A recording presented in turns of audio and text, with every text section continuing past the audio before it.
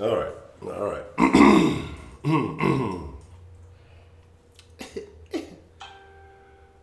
What's the motherfucking deal, man? Welcome to the Den, the best conversation on the internet. I gotta be honest with you guys. I woke up like 5 minutes ago, but we're still gonna have a great show. It's still gonna be amazing. You know, the reason why this is the best conversation on the internet is because of you guys. You guys make this so fun and entertaining, and I look forward to it. This is a little tired, but I had to make sure I got up so we can get live tonight. Pardon me, I don't know what's going on. I'm a little off here. But thank you for joining me tonight. And like I said, we're going to have a good, interesting conversation. We're going to talk about the problem with karma. And for those of you who may believe in karma, some of you may not, we'll just kind of get into that. But I'm your host, Honcho. It is a privilege, it is an honor. It brings me great pride and joy to get to chop it up with you guys every night. So I thank you for coming through this evening so we can have a discussion. For those who don't know, live every night, 10 p.m. Central to midnight. So, we going to make it shake as it should. Now, let me get all the proper stuff out the way. Didn't show live on all the major social medias, Twitter, Facebook, Instagram. Didn't show live at Gmail. If you want to send an email, you can always reach out that way. Hey man, if you like what's going on here, be sure to like and subscribe if you're new. If you're old, well, I still love you. Just hit that like button. If you ever want to hit the D in any time, even when we're not live, you just have maybe a message or voicemail. Actually, let me clear it out because I think my voicemail box is full. But you can call or text 833-284-3336. That's 833, the number 2. The Den is the easiest way to remember that. If you want to contribute to the channel, you want to make a one-time donation, you can go through Streamlabs. We have the super chats cut off right now, but you go streamlabs.com/The Den Show. If you want to consider making a monthly pledge, and there's many offers and rewards for those of you who may consider going the monthly route, you can go to patreon.com/The Den Show. But outside of that, let's get into the conversation. But before we dive into the conversation, we got to talk about something important, and that is the Den folk, the denizens, the degenerates, the friends of the Den. However you like to identify. Hey, yo, you see what I did there? Let's see what we got joining us this evening, man. Let's get to the conversation. Let's see, Culture to Nubis, what's the motherfucking deal? Miss Bell, Southern Style, James Harden, Cherokee, Kyle MC, Footballer 503. Let me see, Heidi ho. Only one lie. What's the motherfucking deal? Rashida Reed, what's the motherfucking deal? Let's see, Cartier, what's the motherfucking deal? Miss Thang. That's a bunch of numbers back there. It's just a bunch of numbers behind that thing. What's the motherfucking deal? A little baby. It's past the baby's bedtime. I don't know. Ferocious Film, what's the motherfucking deal? X9, what's the motherfucking deal? Prepaid, what's the motherfucking deal? Man, good to see you. I ain't seen you in a few. Let's see. Yes, monthly penis pics for the Patreon. That's not happening. That is a no-go. That'll never be a go. But shout out to the Patreon supporters. Shout out to James Martin and Steven Starriott. I appreciate your monthly support. So thank you so very much. Rob Myers, what's the motherfucking deal? Like I said, I hope you're all doing well this evening. I ain't gonna lie to you. I'm just been some stuff going on, so I was a little tired. We had some things to handle up on, and the sleepy bug caught up with me. Female pimp, what's the motherfucking deal? So, yes, X9, if you got a question, you either drop it in the chat and I'll try to get to it, or you can wait till we open up the line and then we can go from there.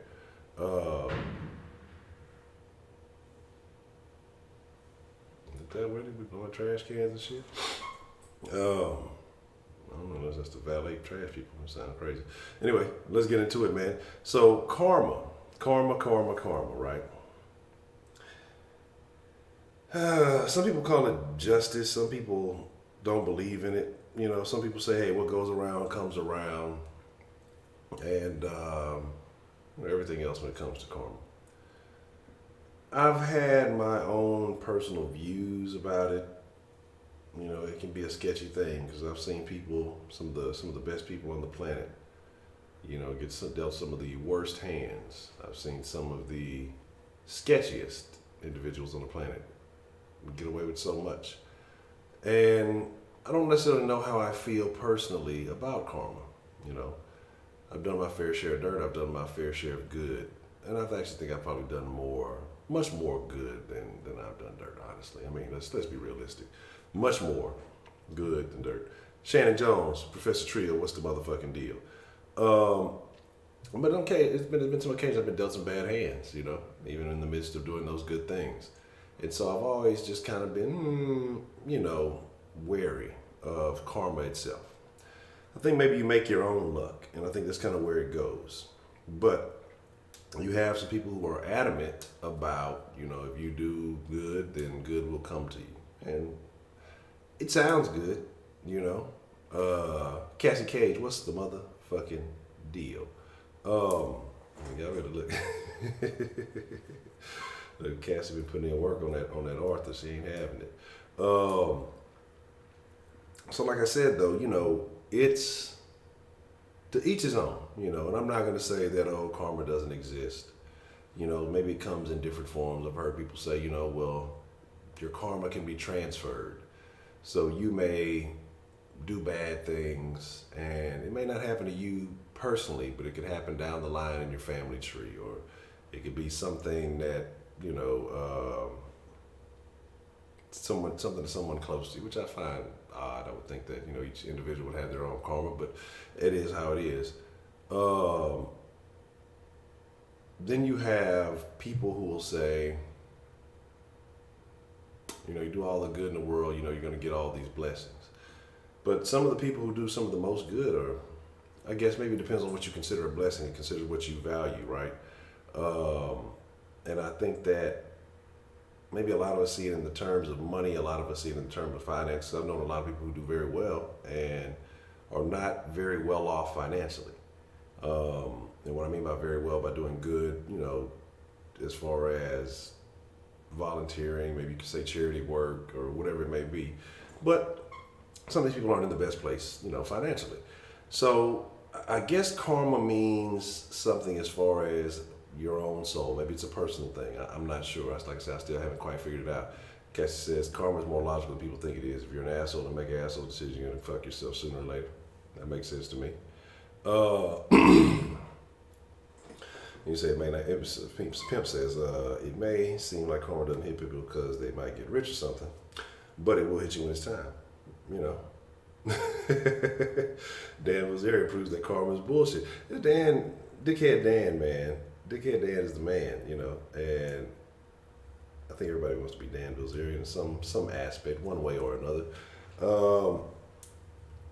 But the thing is, yeah, you see certain people who are what you would say by society standards are dickheads or assholes or something like that. Why do we always have to use? Why is genitalia always used in these insults? You know. Well, I was thinking about that the other day. I know this is off track. This is definitely doesn't have anything to do with what we're talking about. But why do we use the term pussy in such a negative? Like, oh, you motherfucking pussy. I love pussy. Why would I want to refer to something I have disdain for or dislike for? Pussy. Pussy's great, right? I mean, I think that every man in here, well, cisgendered man. I'm getting woke over here. Every man in here, every straight man, probably is a fan of pussy. I would like to hope so, unless maybe you're a sexual. I don't know. Then you wouldn't be straight if you're a sexual. I don't know how that works. I really don't. Too many fucking terminology. But at some point in time, you probably call somebody a pussy. You know what I'm saying? Yeah, but that's the thing though, right? Pussy gets beat on, but it stays, well, I don't want to say it stays tough. But pussy can take a beating though, right? I'm just wondering, you know. There's that. Yeah, that's already, I already see where that's going, you know. And probably will be some, I'm thinking about some things, and we're going to have some discussions as the stream goes on, because as I can see where certain things are trending, you know, especially after we had the quote unquote, the breakup the other day. We're gonna have to figure out how we're gonna handle certain behaviors, you know, moving forward, just to go ahead and get that out of the way as as things go on, so we can just avoid any something in my eye, so we can avoid confusion. But we'll kind of discuss that as we get the calls going and everything like that. So you know, say people want the first thing they want to do to a male and they don't like is to mask. Like, well, I guess that could be a thing. But I'm just sitting there thinking about it the other day. Like, why do we call people something I enjoy so much? Like, why is that a thing? You know, dickheads, assholes, all this stuff in the lower pelvic region. Why is that? You know what I'm saying? Why is that? But getting back to karma, and so I think everybody's going to have their own kind of different versions of how they see it. And so that's kind of what I want to discuss tonight is karma. Has karma worked for you in your life? Have you had experience with it? Do you not believe in it? What are your thoughts on it? What is we see those, what are those things called? Instant karma videos. You know what I'm saying? Yeah, y'all call it they call it the breakup night. So that's that's what they call it. They said I had to get serious. I don't know. That's the term everybody identified it as. We had prepaid mic night, not prepaid mic. Chicago mic night was always is a legend in the den, and now the breakup is a thing apparently. I don't know. I ain't breaking with nobody, but that's what it's been being called. So that's just the term I'm gonna go with. I got the speech. I like the speech better because for it to be a breakup, I don't think that individual was around long enough for it to be like a big deal. Because I don't think I think it would have had to be like maybe like a person who's like a fan favorite, and then something just went AWOL, and then we kind of just Chicago Mike was awesome. Yeah, I like Chicago Mike. I always wonder what happened to him, man. I hope he's all right. He'll be okay though, because like I said, I believe all Asians know karate, so he definitely knows social media, martial arts. So he'll be all good. Volume a little bit low. Let's see what we got going on here. I'm looking this shit back. Y'all let me know if that works a little bit better. I don't know if that's the volume is up or down. So, man, look. I don't even know that name. The name in which shall not be spoken. Like I said, look, man. Y'all know me. I don't get agitated too often. I don't get annoyed too often. But man, that evening was just something different. LOL, you better call Tyrone. But again, like I said, we're gonna discuss some things, kind of moving forward, how we're gonna have to, work out some protocols and some things like that. So we'll figure that out as we go along. But I want to talk about, your thoughts on karma, but the instant karma, that's what I was talking about. Like, y'all seen the video with the dude, and I think he's like walking his dog across the road, and he's like flipping off the fucking car, and then as soon as he turned around, that motherfucker walked dead into a fucking pole. Like little shit like that. That type of shit is fucking hilarious to me. So, it was, what show was that? Free Range Friday. Yeah, it was a Free Range Friday episode. So, there's that. We'll talk about it though. We'll go from there, man. So, like I said, we'll open up the line and we'll get it shaking, man. So, whatever's on your mind, let's make it crack. I ain't gonna talk to y'all too long. Like I tell you, I'm gonna be honest. Like I said, I just woke up not that long ago, and I'm still gathering my bearings a little bit. But let's open up the line, man. We can take some calls. Actually, let me get the shit going, and then we will discuss it.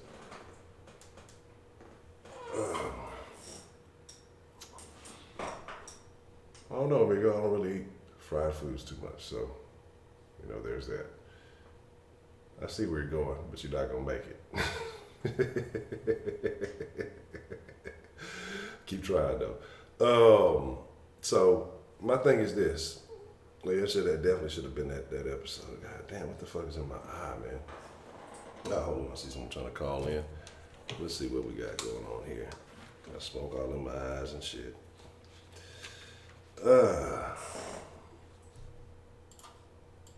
Let me see. What's the motherfucking deal, man? Who we got calling into the den this evening? Oh, hello? All right, come on with Hello? it. Come on with it, dude. What you got? Hello? That Hello. Sebastian? Can you hear me? Yes, I can hear you. Oh, nice. So, I just want to say I'm a big fan, and Word. yeah, I'm a big fan. Word. So, I have a question. Go for it. Shoot. So, recently I took a Black Excellence class, Shame on you. and we learned about pride and culture and stuff like that. And like in their thing, they asked they asked what it's like to be like black. But I wanted to ask what's your opinion on that? Being black is just like being anybody else. I mean, there's no difference. Like it. And what is your opinion on Barack Obama? He was the last president. He could have done a little bit more for his own particular community, but he did what he did. What's your opinion on Barack Obama? I think he was a good president, unlike Donald Trump. But I don't know that much about politics. Yeah. Okay, so why do you think he was better than Donald Trump? Huh? Well, I heard a lot of bad things about Donald Trump, and yeah, like he wants to build some type of wall to fuck the Mexicans out. I think that's pretty racist. Word? But then again, that's just my opinion. So, you know, Okay. what do you think about the wall he might build? I really have no opinion either way. I like the Mexicans. I love tacos. Most of my best friends throughout time have been Hispanic. I have always been very sociable with Hispanic people. Now I think illegal immigration is an issue that should definitely be, you know, worked on. But I mean, I'm not either here or there on the wall. I mean, I don't. It doesn't really faze me either way. Oh, that's pretty good. Also, in my psychology class, we're learning about some type of brain disease called CTE. What's your opinion on that? We're See, learning about how football you can get CTE. What's your opinion on that? I mean that's just the risk that goes with the game. CTE used to be one of my favorite little groups, Corporate Thugs Entertainment. That was Jeezy's group. You may not know nothing about that. That's a completely different topic. But, hey, I mean, there's obviously going to be risk when you're playing a game where you're bashing heads together. So that's very unfortunate. Oh, that's pretty good. Also, who's your favorite NBA player? Hakeem Olajuwon. Wait, what did you say? Hakeem Olajuwon. Oh, nice. What team did he play for? Oh, you don't know about Hakeem Olajuwon? No, I don't. No, that's terrible, Is, man. is he playing right now? No, he's not playing right now. He's one of the greatest to ever do it. Very underrated, but one of the greatest to ever do it. Oh, what's he good at? Everything. He was the GOAT. Everything. Oh, that's pretty good. Mine is in the NBA. Mine is my favorite player is Muggsy Bogues. Do you know who that is? Uh, yes, that's not how you pronounce his name, but yeah, go for it. Oh yeah, because I'm also short like him, and he inspires me to be successful. Okay, you got handles? Yeah, I do. I crossed my sister once, Oh, you shouldn't do and that. but she's only 6 years old, and I'm only 10 years old. Oh, that's But I crossed it pretty bad though. I don't know. You know about hot sauce? You About like what? have you heard of hot sauce? The basketball Hot sauce? player? Hot sauce is a basketball player. Oh, a basketball player? No, I have not. Man, you should watch some Is of his he good? videos. It depends on what you consider good. He never made it to the NBA, but he's a street ball legend. Have you ever heard of the professor? Oh wow. Have you ever met NBA players in real life? Have I ever met an NBA player in real life? I don't think so. I was at a party once with a bunch of WNBA players. That was not worthwhile at all, but it was a thing. So nah, I mean I never met an NBA player in real life. I don't recall. I don't think I have. Oh, nice. I met Steph Curry once. Oh, that's unfortunate. Unfortunate? Yes. Do you not like Steph Curry? No, not a Steph Curry fan. Oh, I touched his head, but then he got kind of mad at me. I rubbed it. Yeah. Did you touch his wife? She would like that. No, I didn't touch that. That's disrespectful. No. She wants that. She wants it though. Huh? She wants it? yeah, she wants it. I mean, she said it the other day that she wants more attention from men. Oh, well, I mean, I'm Christian, so like I wouldn't touch a woman like that. Whoa. I save it for marriage. Save it for marriage? Yeah. Okay. All right.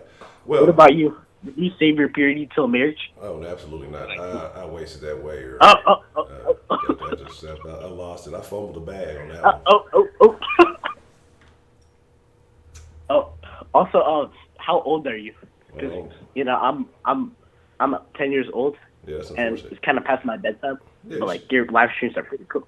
Yeah, you should probably go to bed, and that's what I would suggest. I should probably go to bed. Yeah, it's about the time. You got some school Okay. night, ain't it? Yeah. Don't you? Huh? Well, it's a school night, right? You want to do well in school, don't you? Oh yeah, I do. I have a 3.2 GPA right now. Okay, on what Yeah. scale? On a 4.0 scale or I'm 6.0 kind of scale? feeling. Oh yeah. In 4.0 scaling. Okay. But you can always do better, man. You work harder, you can always do better, man. You got to stay motivated. Oh yeah. I mean, Einstein dropped out of college, and he was a big dude, a big buddy. Einstein, big buddy. You think I should drop out of school to do YouTube? Because I kind of want to be like you when I grow up. Don't be like me. You definitely don't want to be like me. But I mean, you sound like Oh, you sound like a pretty intelligent kid. You know, you're 10 years old. They're offering you black excellence and psychology classes. They are. Oh, You're ahead of the curve, man. Oh, thanks. Also, what size shoe are you? Because like I'm size 2 in women's though. I like to wear women's shoes. Oh man, you're definitely on the wrong channel if you like Yeah. to wear lady shoes. Hey. I mean, like some of them are pretty cool. Okay. Well, here's the deal, man. What size? Tonight we're talking about a thing called karma, right? Are you familiar with karma? Karma? Oh yeah, I heard of karma from my Christian school. Okay. What did they tell you about karma at your Christian school? They said that if you do bad stuff, then you get bad karma. But if you do good stuff, then you get good karma. So is wearing lady shoes good stuff or bad stuff?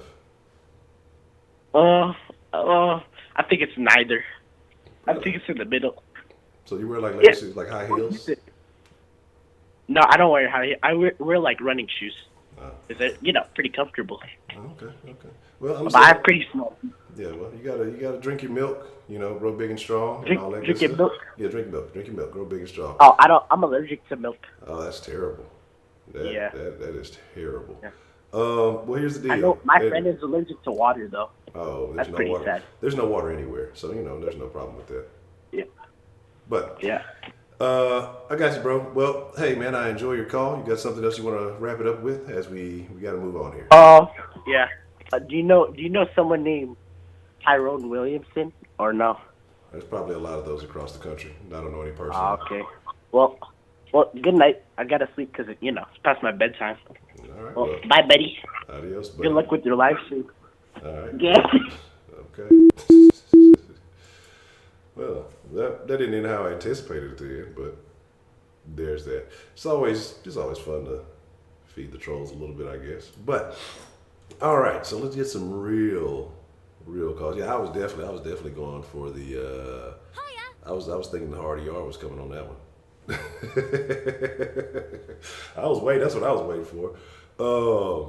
But I guess we can't have them all, right? Oh my fucking ears! Oh my goodness! I apologize for your ears too. We got calling in. Y'all can't beat the king, man. What's the motherfucking deal, man? Who we got calling into the den this evening? Hello. What's the boy, Roman? Roman, man, where the party at, man? I hear it going down, man. What'd you say? I say, where the party at, man? I hear it sound like it's going down, man. Oh, man, that's all, man. Let me get in somewhere quiet, man. You hear better? No, you all good, man. I'm just talking shit to you, man. You all good. Oh, man, not us. You already know my mom, my sister talking loud as hell. You know how females is, man.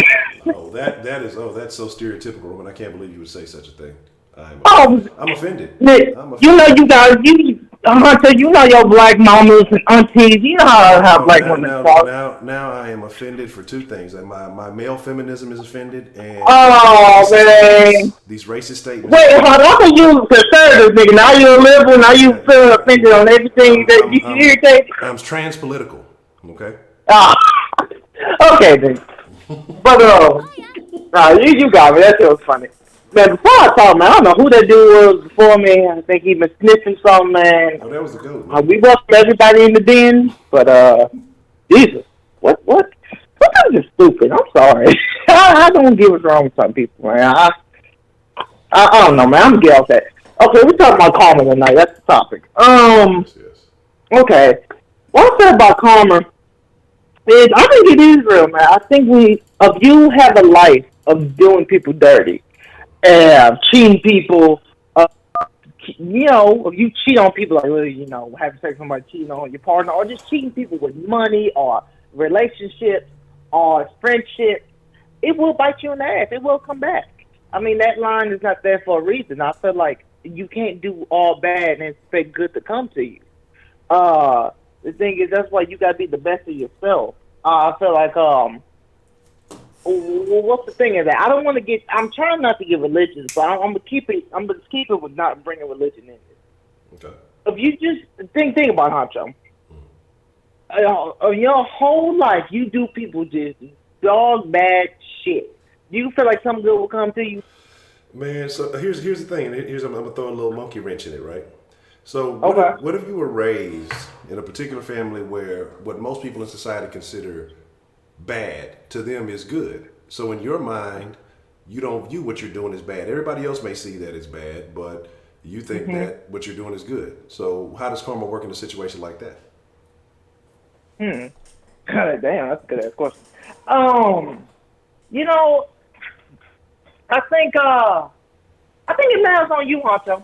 I think the thing is, uh, if you think it's right, then hey, it might come good to you. Now, how people think of what's right or wrong is different. Well, what? I'm gonna redact my sentence, man. Wrong is wrong, even if you're trying to do right. It's just wrong, and I don't think that will ever be looked at as good. You know, but I do get what you mean, Hunter. It's an exception to that. Like, good example, Robin Hood.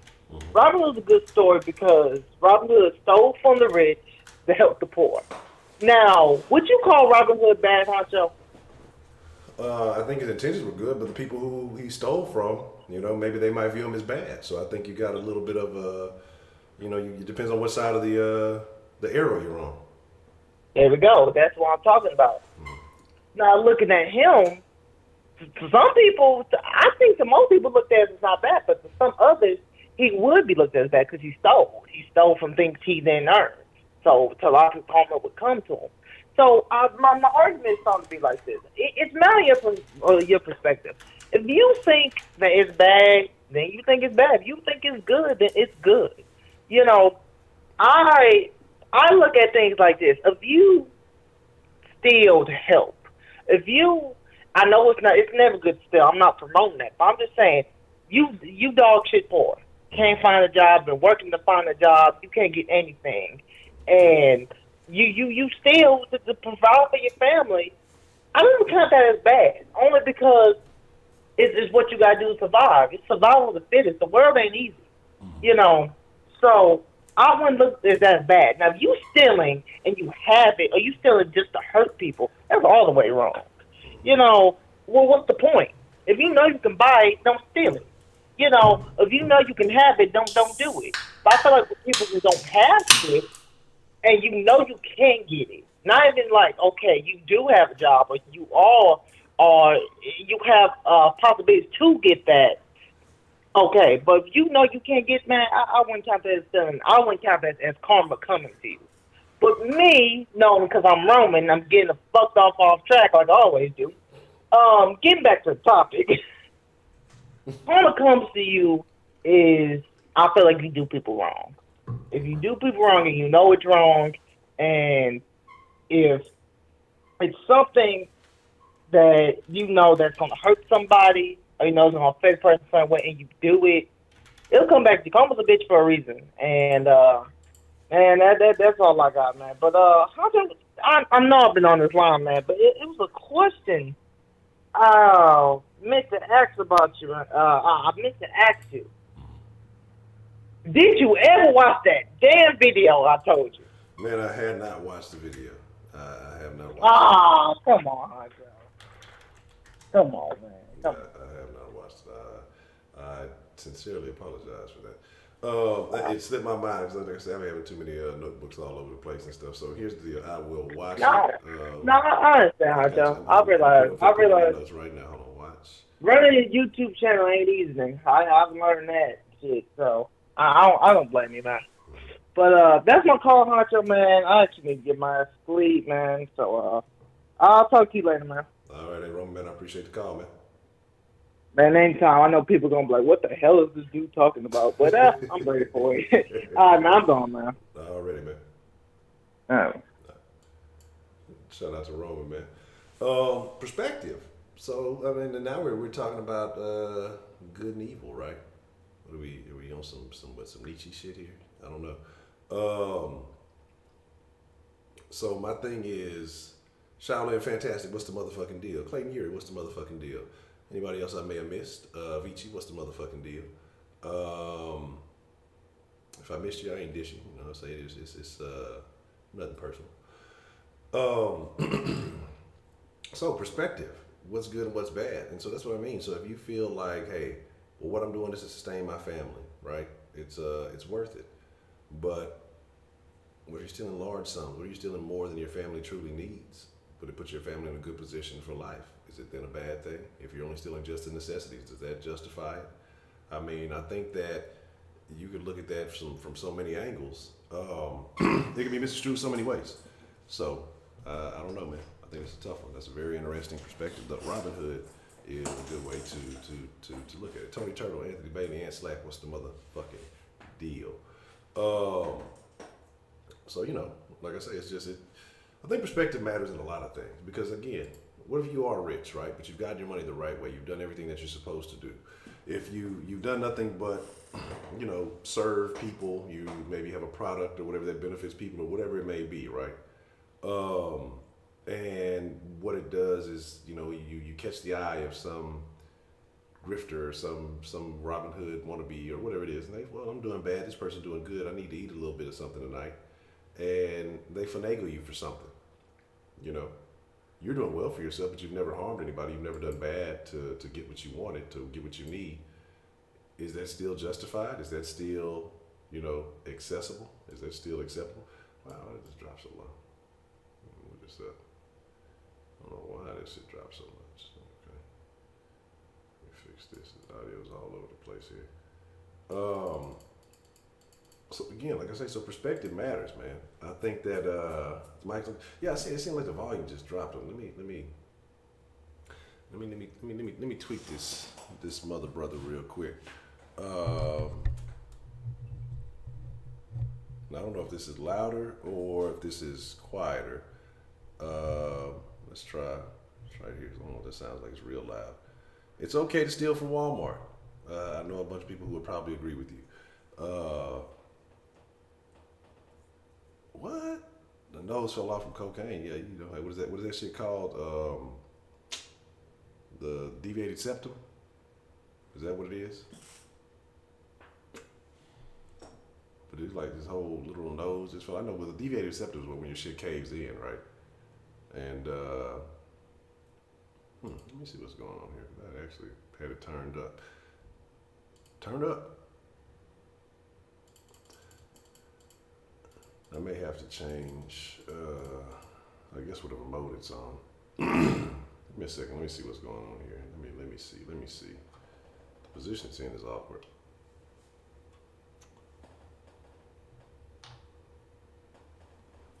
Oh, the answer to that picture, 7. Let me see what we got here. Oh damn, that's the wrong one. Let me see how that works. So I might actually boost it up. Let me see where we're at.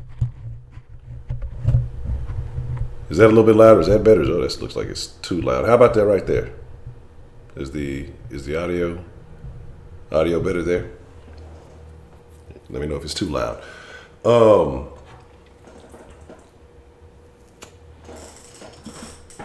right, cool. There we go. Cause it's funny because the way I got the mic set up, the fucking knobs on the back of the shit, and then I can't even fucking everyone chase your boy Robin. It's the perfect day. Cool. So yeah, man, my thing is perspective we were talking about, and we were saying that it depends on who or what your intent is, right? But even so, even if you have good intentions, and then what if this becomes a habit? Because when you steal, you're not building up a foundation to continue to feed yourself. You know, it's if you do it once, then you may have to do it again and again. And then once you continue to do that, you become a thief, right? If we're talking religiously, you know, what is it? One of the commandments is thou shalt not steal, right? So if you're going by that playbook, then you're committing sin to nourish yourself. Are you still doing good? Is karma going to come back on you? I mean, what's going to happen? Just Sarah, what's the motherfucking deal? So, I mean, I'm trying to figure out where are we at. Perspective can be a motherfucker. And I think it depends on, I think it depends on so many different beliefs to be justified. Oh, robbery is terrible. Burglary is better than robbery. But don't do any of those things. It's not good. They're all bad. All right. Let's see what we got.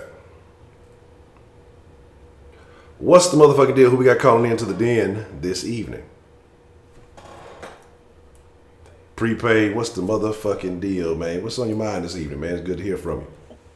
Well, first I want to know who your favorite football player. Favorite football player? Does it have to be modern or all time? You could be all time or your current favorite. That's a tough question, man. Current favorite, you know, if I'm leaning for my own team, I'm gonna have to rock with.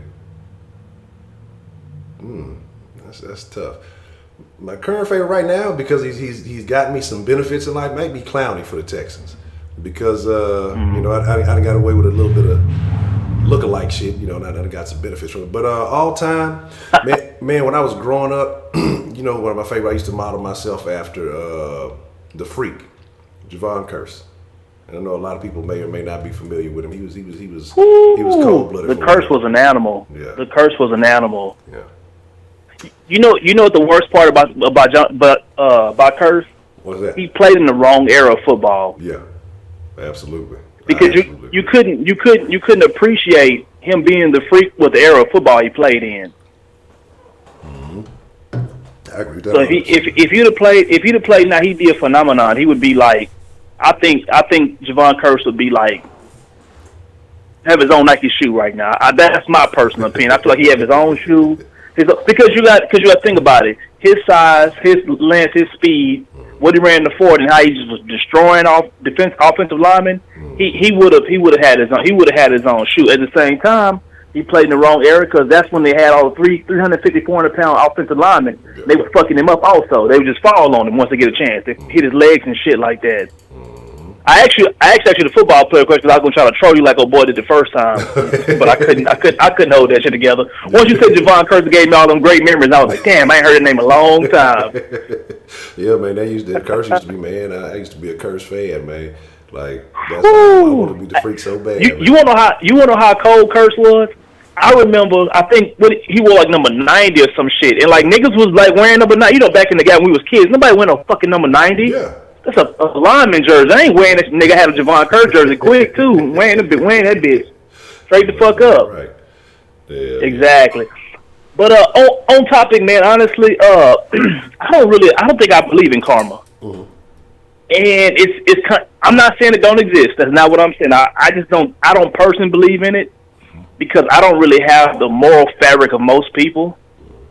Like a nigga be like, oh, this nigga sell dope, so, karma came back and got him and, he got robbed. Well, I disagree.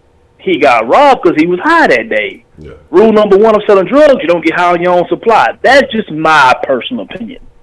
You know what I'm saying? Because, how I view shit, if karma was this thing that always comes back around, then child molesters would somehow get their dick, put in in a wood chipper or some shit like that. Or rapists would somehow get raped, immediately after raping somebody. That's how I view shit. Now, as far as like, the Robin Hood and the scenario that Roman put out there, I don't have any beef with that. I mean, I don't really care if you steal one coin to get back to the poor, if you steal all the coins. Just be good at it. That's just my personal philosophy. Whatever it is you're doing, just be the best at it. You can be the worst motherfucker in the world. I don't care. We was in the chat and somebody talking about stealing from Walmart. Yeah. I don't think there's nothing wrong with stealing from Walmart. I would advise not getting caught stealing from Walmart. Oh, yeah. But if you want to go in there and knock their motherfucking ass off every Wednesday or Thursday, I'm cool with that. In fact, I would if you can get some TVs out of there, I would purchase one from you. Man. That's just my personal opinion. That's how I rock. Yeah. Man, I used to have a Wally World, allegedly knew a Wally World plug, man. You get that, you get 30, 67% off, 1/3 of the price, man. It was nice. You know what I'm saying? Bruh. Listen, Honcho, I used to have a plug at Sears, bruh. Nigga I went to college with used to be a stock person. Now, the Sears he worked at allowed him to do all inventory on the stock, and he drove the delivery truck.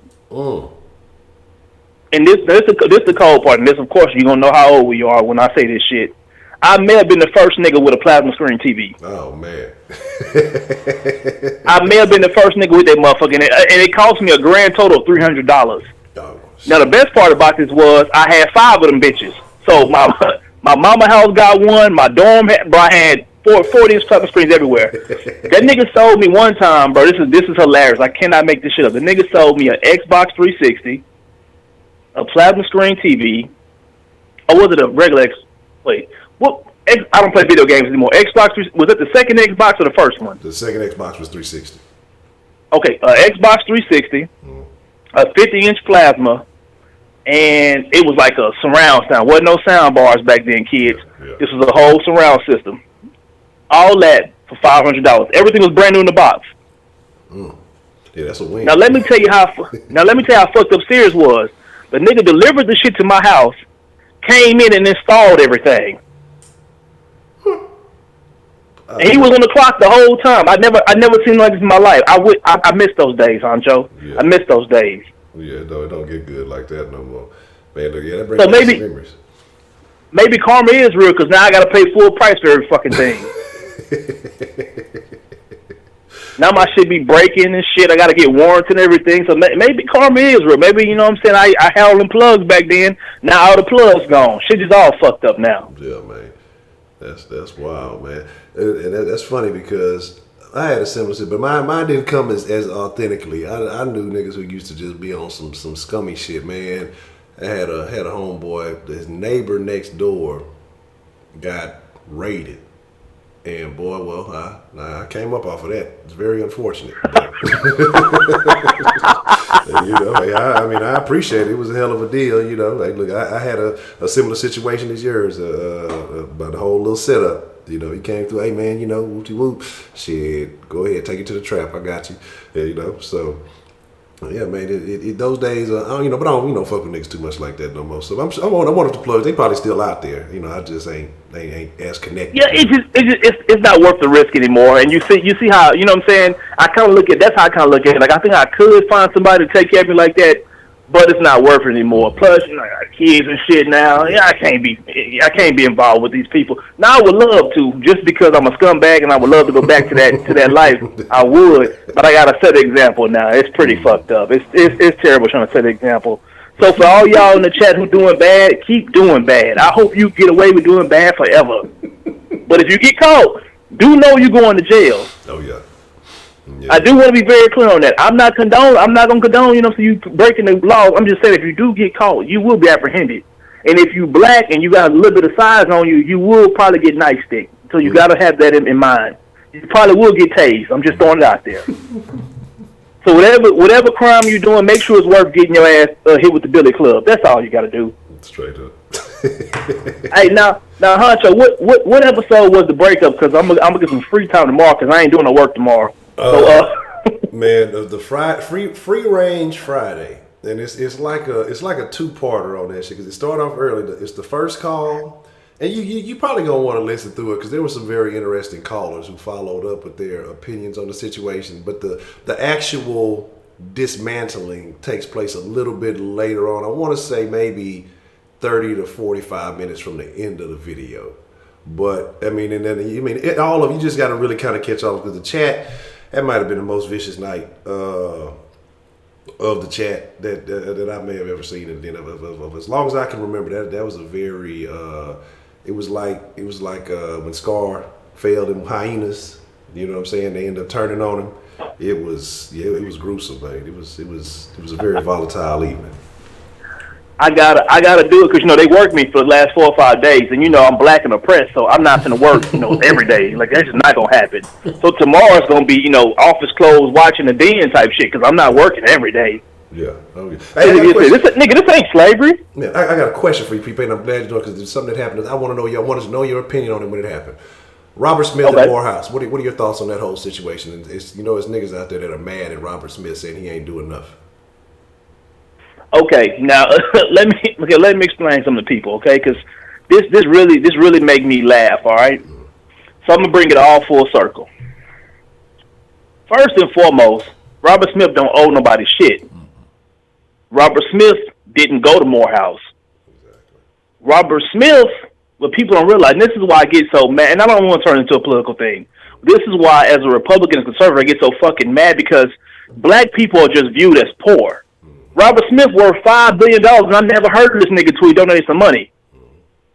Robert Smith could have been in the den talking shit. None of us would have known because we don't know. You know what I'm saying? Like that shows you how wealth works. You know what I'm saying? Now, the thing that frustrated me was to see people like Bernie Sanders and AOC talk about how we got to get rid of the 1%. The 1%ers have all this money. Well, Robert Smith got all this fucking money. Y'all on Twitter congratulating this nigga for giving all this debt. Like, bitch, you gotta pick one. You cannot. You ain't gonna sit up here and say. So basically, y'all got a problem with white males having billions. You don't have a problem with billionaires because y'all are literally. I see y'all on Twitter celebrating Robert Smith giving back. Now, let me bring it full circle to how niggas rock. I knew it wasn't gonna be long before niggas were gonna be mad at Robert Smith, and I'm gonna tell you the reason why I knew it. Once he gave his contribution or whatever. First and foremost, let me say this. If I was there, I'd be the most pissed off nigga who graduated from Morehouse. I'm going to tell y'all the reason why. I don't give a damn how much student loan money I got. Fuck Sally Mae. They're not getting none of this money back from me. I'd have put him to the side and be like, look, Mr. Smith, what you're doing it's a very noble thing. Instead of you paying off this $180,000 I got in student loans, just cut me a check for $20,000. I'll sign off on your charitable contribution. You can say you gave me, paid off my debt. I'm going to take that $20,000 and invest in me. Yeah. Fuck Sally Mae. She ain't getting a dime from me. But let me tell you why I knew that niggas was going to complain. As soon as I Googled the nigga and found out who he was, because, it's a whole bunch of Robert Smiths in the world. When I Googled Robert Smith billionaire, his white wife popped up, and it was over. Yeah. It was over. Because from that point on, $40 million was not enough. A chick told me, and I was at lunch with her, bro, and it was one of my coworkers. I couldn't eat my food. I went and threw my shit in the trash. We had Chipotle. She said, I really feel like a billionaire giving away $40 million is the bare minimum. She said, we should not celebrate a person who has billions giving away millions. I said, well, Sandra, you have thousands, correct? She goes, yeah, I got some thousands. Then go donate some fucking hundreds. Yeah. I said, now, when you get back, I'm going to be waiting for you. And I'm going to tell you that you ain't give enough. That's how fucking silly you sound. But you have to also understand something. The reason why so many people are poor, it's not an economic status, Honcho. It's not their way of living. It's their way of thinking. How in God's green earth are you going to talk bad about a person who's donated $40 million? Let me tell y'all right now, the Powerball is $300 million or some shit like that. Yep. If I hit that shit, ain't nobody getting $40 million. Nobody is getting. I'm not donating $40 million. I got a whole scheme cooked up of what I'm gonna do. What this nigga did was amazing. It's brilliant. Now, if you want to tell me that he's doing it for a charitable contribution, then yes, he is doing it. Is he going to space it out over the next 4 or 5 years? Yes, as he should, because I wouldn't give the government my money either. Mm-hmm. But you're changing the life of so many people who wouldn't have had opportunity. Mm-hmm. Exactly. But one thing about us is that you have to understand something, Honcho. You cannot please niggas. There's no way around it. There's no such thing. If he would have gave away $400 million, they would have said he should have spread it out to other HBCUs. Literally, other HBCUs would tweet him saying there's more schools than just Morehouse. Wow. Yeah, actual schools. Twitter. I've seen Spelman tweeted him, and I want to say Hampton maybe. Yeah. Spelman's Twitter and Hampton Twitter tweeted him and said there's other HBCUs besides Morehouse. Bitch, he knows that. Did any of y'all else invite him to come speak? Exactly. Lord have mercy. You cannot please these people, bro. You cannot please because they're poor mentally. Yeah. You can never do enough for them because they're poor mentally. I'm not the most religious people, but I was told in the Bible that in my Father's house there are many mansions, that the streets are paved with gold, right? Mm-hmm. Wasn't there a nigga in heaven acting a motherfucking fool who got casted out? Yeah. Well, that tells you all you need to know about human nature. If a motherfucker go to heaven act a fool where there's no sickness, no dying, and streets are paved in gold and there's many mansions, that's all you know about being on earth. You can't please these people, bro. So if I'm Robert Smith, I'm deactivating all my social media. I'm going to donate my money. I'm going to get the fuck away from niggas as far as I can. Not come back no more. That's just me. Y'all be blessed. Already prepaid. Good to hear from you, man. Oh, man. Look, but that's the thing. And that's what it all boils down to, man. You hit on something, man. Mentality. When you have an empowered mentality, you're going to look at everything as from, I can't do this. I'm not able to do this. And hey, I wish the best to all of y'all, but I ain't gonna lie to you. When I went to scoop me one of them tickets, I play the Powerball, or I'll play the Lotto. When it's over a couple of $100 million, I'll play it. Because my thing is, look, if I'm gonna win, I'm probably only gonna get lucky one time in my life. I don't ever get lucky, but if I do, I need to be big. You feel me? And so I was talking to the lady Honcho about what we gonna do when we go ahead and I don't even look at it the lotto. I'm just gonna get this check. It's a check that I'm owed. I need that. And talking about what we gonna do. You know what I'm saying? And I don't think any of our plans had anything to do with giving shit back to anybody. So now that I think about it, they definitely didn't. Look, I don't always play, but if I am gonna play, I want one of them big ones. I need that big check. You know what I'm saying? That one time, I'll be good. I'll be set for life, and I'm gonna make sure that shit multiplies before it depreciates. You feel me? So my deal is this, man. And it's tough, and that's the fucked up thing. But wow, I can't believe that another school that almost has to be demeaning to the students of that school for your college to tweet at another individual and say, "Oh, there's a man, get the fuck now." That's craziness. That's craziness. It's foolishness. It's not even crazy. It's foolishness, really. You know what I mean? And that's just that. What's the motherfucking deal? Who we got calling into the den this evening? Hey, it's your boy Josh again, man. Josh, what's on your mind, man? All right, man. But first I was talking about the topic. First, I'm gonna get on with prepaid savings actually facts again. Mm-hmm. But about the karma convo, like I really think like what you do really comes back, because for me, like it happens to me like so many times. Like I'm just gonna say basic shit. If I, treat people the wrong way, I mean, stuff is gonna happen like bad back to me in certain ways like that. But one thing people gotta realize is this: you gotta see if it's a situation that you can't control, if things are bad happening to you, then it might be a situation you probably need to look at your life and be like, all right, man, like how am I treating other people? Or more importantly, what I'm doing is seeing if I contributed to that bad situation happening to me in any way, shape, or form.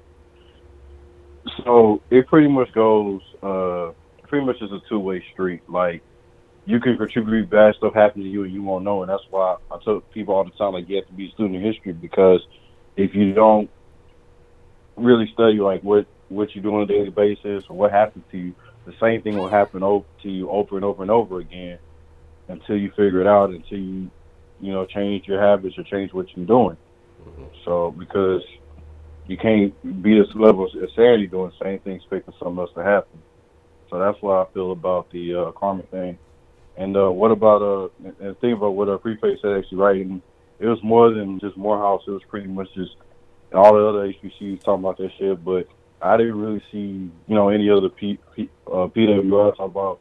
Oh yeah, I wanna get money from them. Most people that I was seeing talk about, okay, I want to do the same thing that he done when they get to that point. So they're acknowledging that he's doing a great thing, but they want to be that person that keeps it going, that it just doesn't stop with him, which I think is a wonderful thing. I tweeted that. Most of the people that follow me tweeted that as well. They go to schools like mine. So Heidi, with all that UH people was begging for money, like that shit didn't happen, so stop trolling. So there's that. So I'm questioning because I saw you say something, but where did she say that U of H people were begging for money?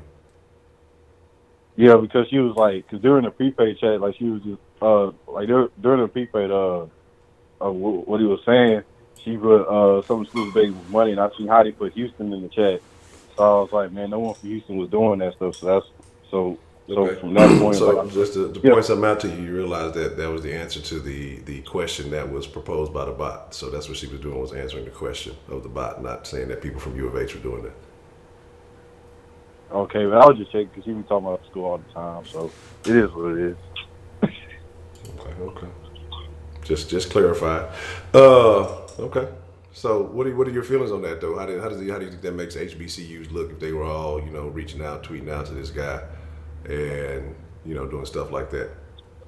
Yeah, let me clarify. Like the people that were saying that they want to be an influence like him from HBCU, we're not talking about them at all.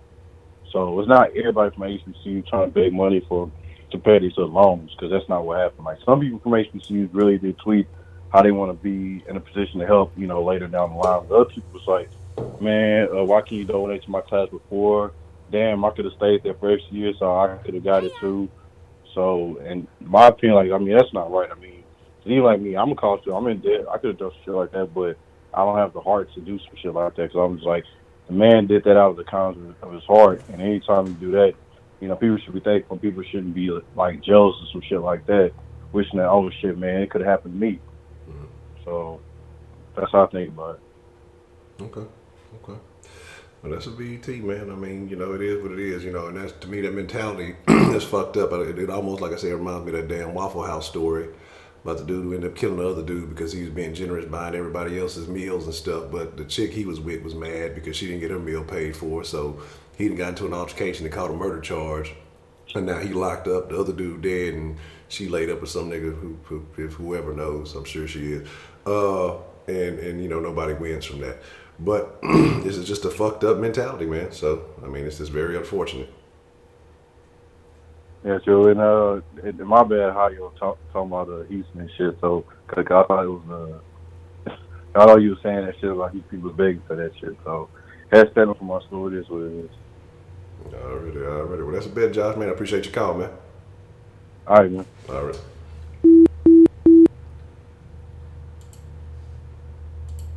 But yeah, man, like I said, that's a piss poor mentality to have, And if we're talking about karma and things like that, is that the reverse aspect of it? Is do you think that with him, being successful in life, and like I said, before the deal, like I said, I told y'all, it's something I would do. I haven't been doing this recently, but I would go back and because the the stigma is all black people are broke and poor and all this other stuff, and I've been telling this. So been so many black millionaires that were not entertainers that have started legitimate businesses. I was speaking about the gentleman from Detroit, and there's been a bunch of them in Atlanta. I got, like I said, it's been some while since I really looked at the stuff. So I have a notebook with some notes in there. But I want to say it was Gaston. I can't remember if Gaston was the guy from Detroit or the guy from Atlanta that started the insurance company. But there's been a lot of well-off guys. There's so many more. Like I said, it's just a few that have done great stuff. And so, I make it a habit to look up, successful black millionaires throughout history. Even when, we talk about Jim Crow and all that other stuff is going on, there have been successful black millionaires. We talk about C.J. Walker, and then the woman who she kind of got her game from was also a millionaire. And so the thing about this is, you just have to, you got to stop believing the bullshit that they feed you. You know what I'm saying? And really go look up the real ingredients. Go get some fresh ingredients. Because it's nonsense. It's a lot of shit that they push you, a lot of shit they sell you is nonsense, but it's your job to do your research to go find out for yourself. And that's how I came across Robert Smith a while back, and that was when he was talking about some of the charitable stuff he does in Denver, because I think he was I don't know where he's originally from, but I know he lives out in Denver, and he would do a lot of stuff for, the local inner city kids out that way. What's the motherfucking deal, man? Who we got calling into the den this evening? Hello, hello. Hello. Yes, yes. Hi, this is David from Oregon. David from Oregon. Are you a Ducks fan, David? I'm sorry? Are you a Ducks? No. Wow, that's terrible. Who's your team? No, I'm originally from Texas. Okay, well, that's even I'm a better. Longhorns fan. Okay, well, I won't fault you too much for that. Ready? So what's on your mind, David? Okay, so I have a question. It's about sports, if that's okay. Really don't talk too much sports since then, but what's on your mind, man? Okay, I have a question about your favorite NBA team. Okay. Then who is my favorite NBA team? Yeah. The Rockets. The Rockets? Yes, the Rockets. How come? Because I am based out of Houston. I've been a Rockets fan pretty much most of my life. Oh, really? Yes, yes. And who's your favorite NBA team, David? I like the Warriors. No, that's terrible. I knew you were going to say that. You shouldn't say things like that, especially being How from come? Texas. I mean, you have so many options coming out of Texas. You could have said the Spurs. You could have said the Mavericks. That would have been a terrible thing to say. But the Warriors. So The Spurs. Yeah, I used to be a Spurs fan, but they're not good enough anymore. Oh, David, don't tell me you're a bandwagon fan, man. Don't tell me you're hopping on whoever's winning, man. Don't be that guy. Lightweight. Oh, that's terrible. Lightweight. That's terrible. Yeah. I like Curry. That's terrible. Yeah. Do you like Aisha? I'm sorry? Do you like Aisha? Yeah, she's cool. What do you like about Aisha? She has a great personality and she can cook. Oh, so is that what you're looking for in a lady? A lady that has a great personality and she can cook? Wait, I'm sorry? Is that what you're looking for in a woman? A woman that can have who can cook and has a great personality? Well, the personality is the important part. Okay. Yes. So you're seems okay with a nice. chick who she has a good personality, but she only orders from Postmates? That's okay. That's cool. Cause she said she wants attention from guys, so I'm there. Okay. So would you give her attention? Huh? Would you give her attention? Yeah, I met her once. No word. Okay. Yeah. Was she hot? I don't really look at the looks, just the personality. So you have X-ray vision. You can see through her looks to see her personality. Well, yeah, I mean, she's all over, social media. Okay. You follow her on Instagram? Yeah, and Twitter. Okay. What's one of the more interesting things that she's tweeted? I can't remember. I don't use Twitter a lot. Oh, okay. Anything that she's posted interesting on Instagram? Yeah, she's cool. Okay. Well, what else is on your mind there, David? Yeah, so, I don't know, just kind of wanted to get, sports off my head, but, I know that you're talking about karma, right? Yeah. Yes. I was kind of, wondering what's your opinion on that? I kind of spoke on it earlier in the stream. My thing about karma is I don't know if I'm a firm believer in karma, because I've seen people do things that you would think would be rewarded. Yes, rewarded by karma, and they wouldn't. You know, do you think there'd be karma for you being a Golden State fan for bandwagon jumping? Nah, because we're gonna like win Weird. win the NBA Finals. Yeah. Oh, that's tough, man. So when did you become a Golden State fan? What year? When they first won. Tough. So do you believe in loyalty? Yeah. I got a Curry jersey. Do you cook with Curry? Huh? Do you cook with Curry? Yeah. I like it. All right, Dave, man. Anything else you would like to add, man? Nah. All right. Well, I appreciate your call, David. You have a good one. I. Oh man, all credibility was lost. He said he was a Warriors fan. That's terrible. That's a terrible thing to be, especially coming out of Texas. Man, look, man, look. Terrible stuff. Well, what's the motherfucking deal, man? Who do we have calling in to the den this evening? Hello. Hello. Hey, what's up, man? It's Ferocious Film. Ferocious. What's the motherfucking deal? Man, it's always good to hear from you, Ferocious. What's on your mind, man?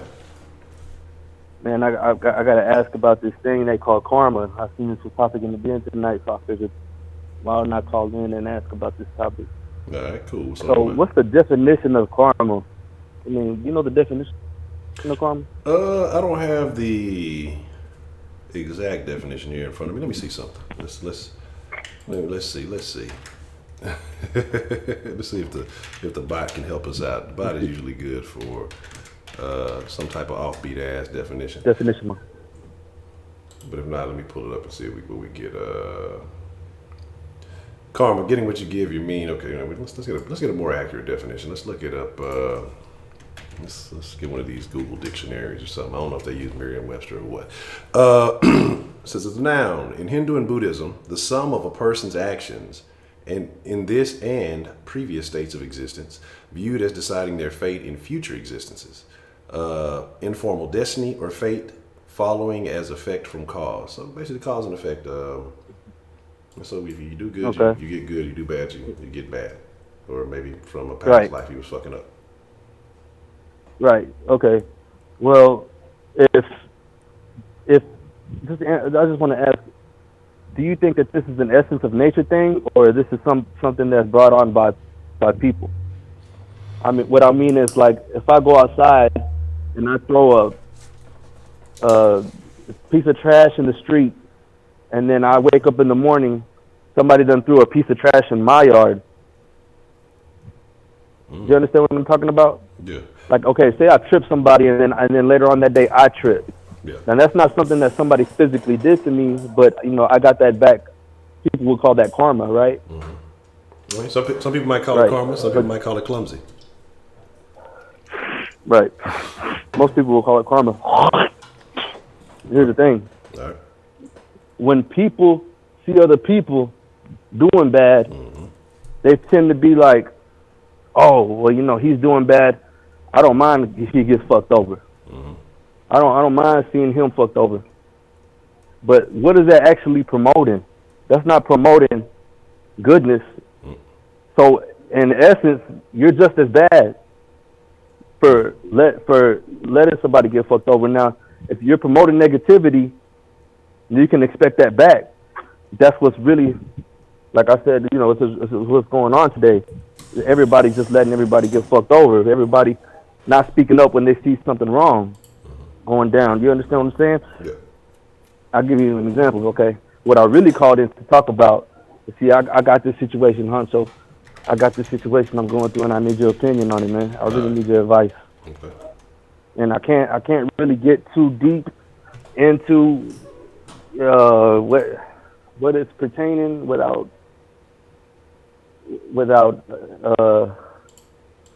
making myself look bad. But I'm gonna try to do this. Make myself sound as moral as I can. Okay. Okay. All right. I got this group of friends, right? I don't got a lot of friends. Okay. Not everybody likes to hang out with Ferocious, contrary to what you might believe.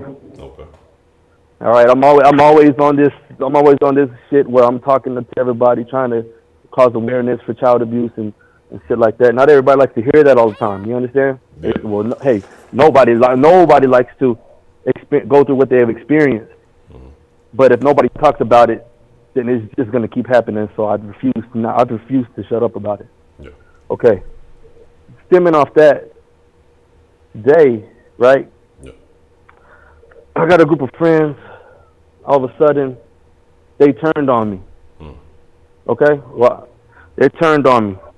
I tell them, I don't know what's wrong with y'all. Why y'all treating me like this? Then they have the audacity. One of them has the audacity. Okay, well, when you see that one guy who notices you, and he noticed that you can kick his ass, and it just bothers the shit out of him. He wants to be on some shit where he wants to just come at you and be like on some shit where I don't give a fuck if you kick my ass, I get my licks in type of shit. You understand? Yeah, You know the kind of people that just, yeah. This motherfucker had the audacity to come to my goddamn house, right? Yeah. Come to my house and accuse me. Well, basically, he's just making some shit up because he wants to start a fight, right? Yeah. Now, the bigger picture, you see, I'm going through a custody battle, Yeah. right? Yeah. If I fight this man, the town that I live in is incoherently racist and corrupt.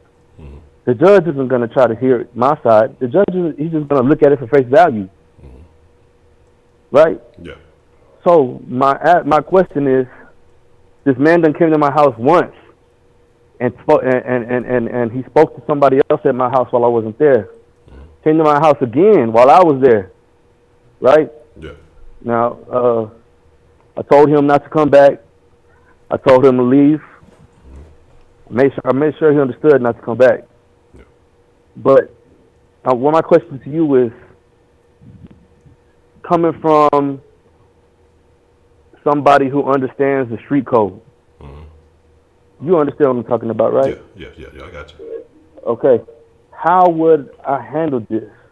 Because I feel like if I whoop his ass, is that really where it's going to end? And depending on this person's character, and you know how this goes down. It's some motherfuckers, man, that you gonna fight, and you fight them one time, you gonna fight them every time you see them. You know how that kind of goes, and so it may not end there. You might be that first fight, you may whoop their motherfucking ass. The next time you see them, they still gonna be bumping their gums and talking shit. I've had some situations like that, and it's just every time we see each other, we gonna scrap.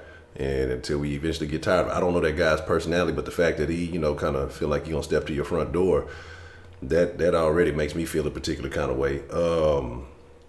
But stepping away from all that, like you said, in the bigger picture, you got something major going on that's more important to you than any of that street shit, any of that nonsense that's happening. And man, I know it can be tough. I don't know how avoidable it is. I don't know how often, y'all cross paths or he's deliberately trying to cross your path as you're saying. Man, it's let me add this in. Let me add this in, okay?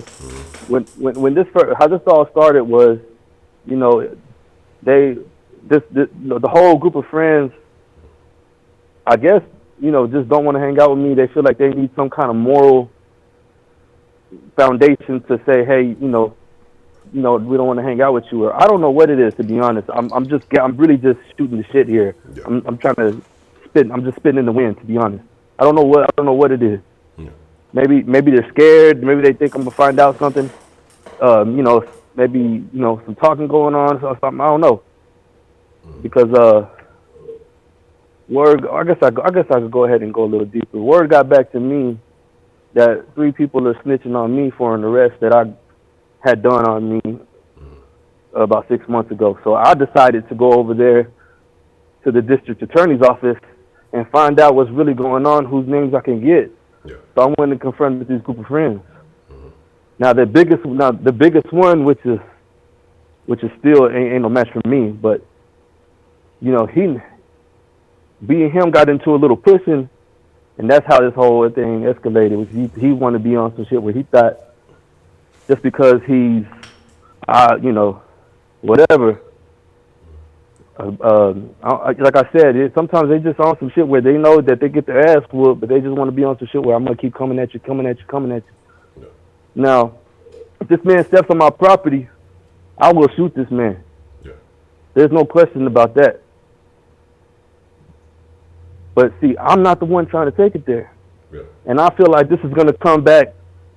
This is gonna be painted a whole different way. Mm-hmm. Well, definitely And- painted against you negative. Man, my suggestion, and it may not be what you want to hear, because like I said, you got a bigger battle that's bigger than all that. You got something that you're talking about custody, and that's a lifetime situation. You know, your child is bigger than all that other shit. You got to try to use what advantage you can legally, because then there's documentation and all this stuff. If something does escalate past or does happen, you know what I'm saying? So hey, if you go put on books, I saw somebody mention something about a restraining order or something like that. I don't know if that's a route you want to go, but you got to take as much of the law as you can into your hands legally to put some type of protection. I don't want to say protection, but some distance between you and that individual. Protective order, restraining order, that go down that route. But see, here's the thing: that's what people don't understand is that in these streets, when you come from poverty, there's a own set of rules out here. Where if say I go get a restraining order against this man, right? You say I take that route, I got consequences coming for that because some people are gonna be like, oh, he's doing this, doing that. Oh, we don't like that. Yeah. Now I got complete strangers coming after me. Yeah. Complete strangers. You understand? Yeah. So should I just tell this man private location? We we meet up and talk about it, or Man, because why I would advise against that. Trust me, that was in the back of my mind as I was saying something earlier. There's always alternatives, but I'm not going to encourage anything like that because especially if you're in a smaller town, word gets around quick. Oh, well, he had beef with so and so and such, and then this didn't end up happening to him. Then now you still got all eyes on you, and that may escalate the situation. Man, you got to kind of look at it like this. And like I said, I understand what you're saying. I understand 100% what you're saying, and this is why I encourage whenever possible, man, get away from the nonsense because. What's more important, that street code or the bond between you and your child, and I already know the answer to that, but then again, other motherfuckers might be ignorant and not respect all that, you know what I'm saying? So it's a tough deal, man. Like I say, it's a very shitty situation to be in, but honestly, man, all I can tell you, to understand. I understand, because like I said, I'm getting angry thinking about some shit, but you got to do what you got to do. I guess especially when you're going through a legal issue already, as far as custody, you got to do everything you can to protect yourself on paper. You know what I'm saying? Like fuck what the motherfuckers think, because what's gonna happen is either way, no matter what. It seems like you're gonna have to deal with something. You know what I'm saying? One way or the other. No matter what choice you make, it seems. You know what I'm saying? So I would say go with the choice that's going to give you the best benefit of protection in the eyes of the law, and then if anything else happens outside of that, you gotta protect yourself. But you gotta do what's best for the long run for you to get your kid, man. It's like that's the way I look at it. Like I know, right. Shit don't sound good. It don't feel good to hear. It don't feel good to say this shit. I'm gonna be honest with you, but the kid is bigger than all that, man. Fuck all that street shit. Fuck all that other nonsense. Like. When we grow, when we get older, when we realize what's sensible and what ain't, you gotta fuck them as ex-friends or whatever else it may be. That's what I talk about often. I cut ties with a lot of motherfuckers. You know what I'm saying? And you had to, for me to be able to grow. You got to cut that dead weight off one way or another, man, and focus on you and your seed and do what's best for the both of y'all, man. Okay, well, I appreciate your advice, Honcho. But actually, that's not all. I just had to get that off my chest. Yeah. What I really called in was to talk about the karma thing. I know I got off topic. Sorry about that, but I really was interested in. So karma, right? Yeah. If I see somebody, and they say, I feel some type of way about what they did, right? I feel like, damn, this fool is, you know, say this. Man, basically what I'm trying to say is people are inflicting karma on each other, and they're trying to say that this is a natural occurrence. That karma is natural occurrence. This is not a natural occurrence. This is induced. This karma shit is induced, and personally I don't believe in it. I don't believe in karma because if you let somebody tell you, hey, something bad is going to happen to you, and then 6 days later you die. Yeah. I mean, you was believing that shit. Yeah. I mean, I've heard of the spiritual leaders and saying that, telling somebody, oh, you're gonna die in a couple of days or some shit like that, and then boom, people just end up dead. That's the power of. I think you were talking about the power of words one time. One Den show, how words carry so much weight.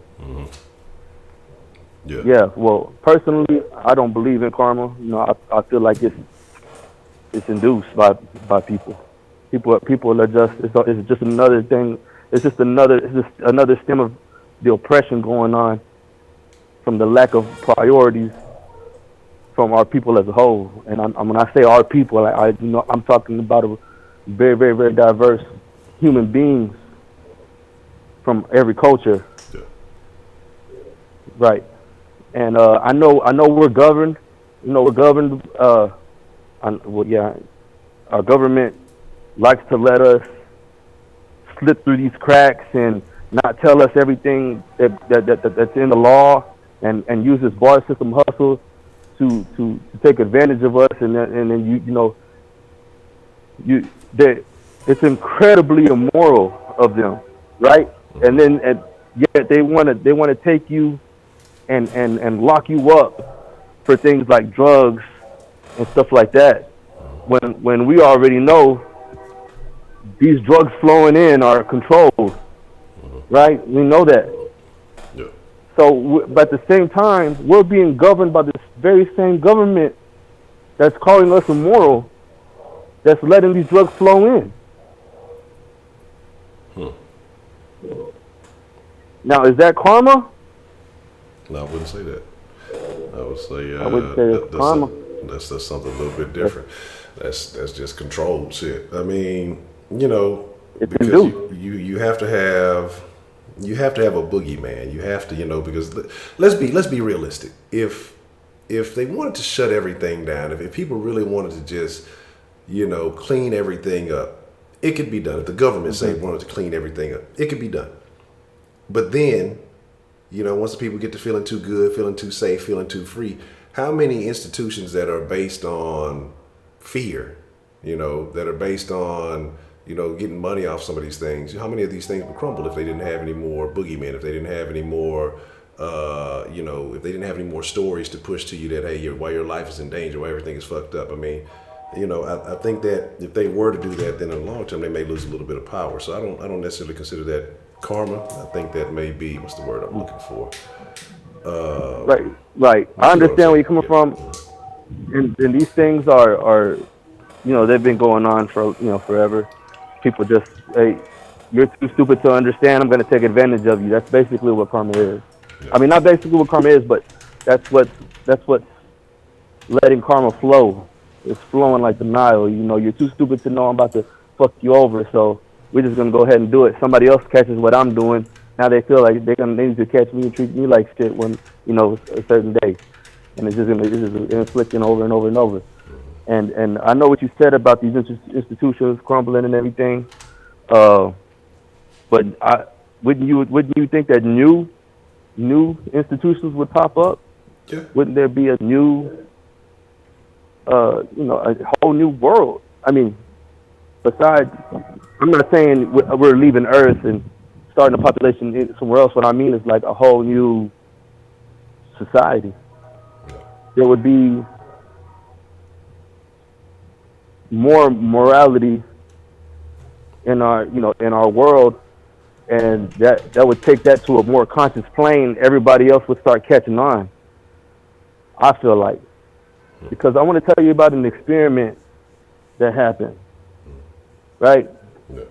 They took a primate, and what they did to the primate, they gave it a piece of fruit. They threw it in the dirt. Right? Got it all stand all over the motherfucker. Like, goddamn, I can't enjoy it. You can't have your cake and eat it too type shit. This is basically what they're doing to the primate, right? Yeah. So one scientist, well, a couple of scientists goes to the baby primate, and they teach the baby primate, hey, you just run over here to the water, dip it in the water, and then eat it. You ain't got no sand in your mouth, right? Yeah. So after they did that, before they integrated the baby primates back into the, I guess you can call it a society, back into the society with the adult primates, they took some of the adult primates and put up them on another island, right? Yeah. Then they brought the baby primates and put it with those adults on the island. And what happened? The ones that were on land, on the landmass, not the ones on the island, suddenly started picking up that they could put the fruit in the water without any contact with the baby primate or the primates that the baby primates was, teaching it to. That right there really speaks to a conscious plane. This thing we call life, a life force, is a lot bigger than we understand. And nobody anywhere is willing to take the time to study that, right? Yeah. I'm touching bases on it. I'm discovering a lot of things. I have a lot of time on my hands, and I'm discovering. Man, you would not even believe that. Are you familiar with Bruce Lipton and Dr. Joe Dispenza? Honcho, to be honest with you, I'm not familiar with one doctor. I'm telling you, when this is all coming from, the self-conscious. Okay, well, this is what I'm saying. Everything I've relayed. This is kind of the field that they work in. They're not like your traditional doctors. It's just kind of the name that they use. But these guys, because I want to say Bruce Lipton was like a molecular biologist or something like that, and then he teaches something a bit different. And I think if you check those two guys out, that they'll definitely they'll kind of support some of the stuff that you're talking about. I'm saying that you may find them interesting. If you, like you said, about the life force and things like that. Yeah. I think if you check those two guys out, that you may be interested in what they're saying. It's a third guy too. It's Greg something. I can't remember his name. I never paid too much attention to what he was talking about, though. Yeah. Well, I don't mean to sound rude, and I'm pretty sure you won't take this as sounding rude, but I don't go out and study other people's work. Yeah. I'm offended. I'm offended by what you said. That was so rude, man. I'm mad. Now I'm fucking with you, man. I'm just saying, because if people are always telling me, "Oh, go here, read this book." I'm telling you, last time I picked up a book was the 33 Strategies of War. That's the last book, and that's been probably like 2008, 2010, something like that. That's it. 48 Laws of Power. Typical neighborhood readings. Yeah. I don't really go too deep into. Of course, I watch YouTube videos. That's how I came across. That's how I came across you. Yeah. But these guys on YouTube. I'm saying that's why I was kind of recommending, because they got a bunch of videos. Like I said, if you like watching interesting videos, you may find some. I'm telling you, I know you say you don't really fuck with it too much, but just if you got a few minutes, just check it out. Like I say, if either one of them, Bruce Lipton, he's pretty interesting, because he has some more science behind what he's talking about, and I think that it supplements what you're speaking on, and that's why that came to mind. Yeah. Well, I'm gonna go ahead and I'm gonna take my leave, Honcho. I know some other people trying to call in and everything. All right. Well, I appreciate you there, man. But yeah. Hey, I hope the situation works out for you smoothly, man, with minimal friction. So hopefully everything goes well in that. Right. Well, we'll see. Yeah. I hope all the best for you. Goodbye. I appreciate your call. Appreciate it. Shout out to Ferocious, man. But I understand where you're coming from. Sometimes, man, you can try to do all the right stuff. You can try to do everything the right way. That's why I advocate for when you can get away from these people who don't want better for themselves. And you know what environments embrace that mentality. You know what I'm saying? You know, hey, get up and out, man. If you want to change, shit, you got to make some change, man. And not just financially. You got to make changes in your life. And you really got to focus on that, because there's things that's bigger than these codes and these things. And I'm not saying, you know, fuck it all up, but you got to determine what kind of person you want to be in this life. But he said something real interesting about, you know, if karma is induced or if it's natural. And what I was kind of thinking along what he was talking about when he made the analogy of like throwing trash out in the street. You know, I thought about that commercial where, you know, it was kind of like a chain reaction. Somebody did something nice for one person, and then the other person did something nice for them. They held the door, and that person, somebody else who had nothing to do with it, saw that, so they did something nice for somebody else. It kind of kept going. It can work in the reverse order. You know, when you're talking about throwing trash out in the street, right? So somebody says, well, this motherfucker don't give a fuck. Well, shit, they did it. I'm going to do it too. Next thing you know, neighborhood getting gentrified. Too much trash in the street, and then shit. Can't even afford to live there no more. Somebody came in and cleaned it up and bought all the shit. Now you're mad about it. But, you know, my thing is, you know, you just got to have a particular value for self. And I think life gives you, I forgot how the little poem goes, you know, that basically, you know, I asked life for something, for something at a certain price. And it said, then little did I know later on life would have paid whatever price that I asked, basically. You know what I'm saying? All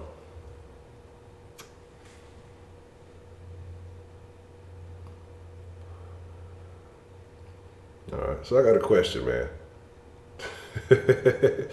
I got a question.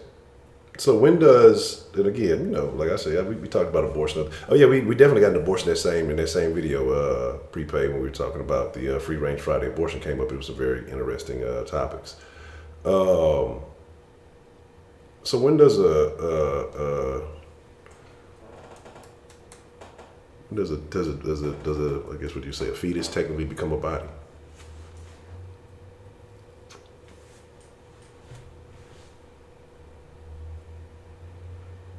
Because then you're talking about another body. I'm just curious. You know, I got to play devil's advocate a little bit. We got to ruffle some feathers here. It wouldn't be right.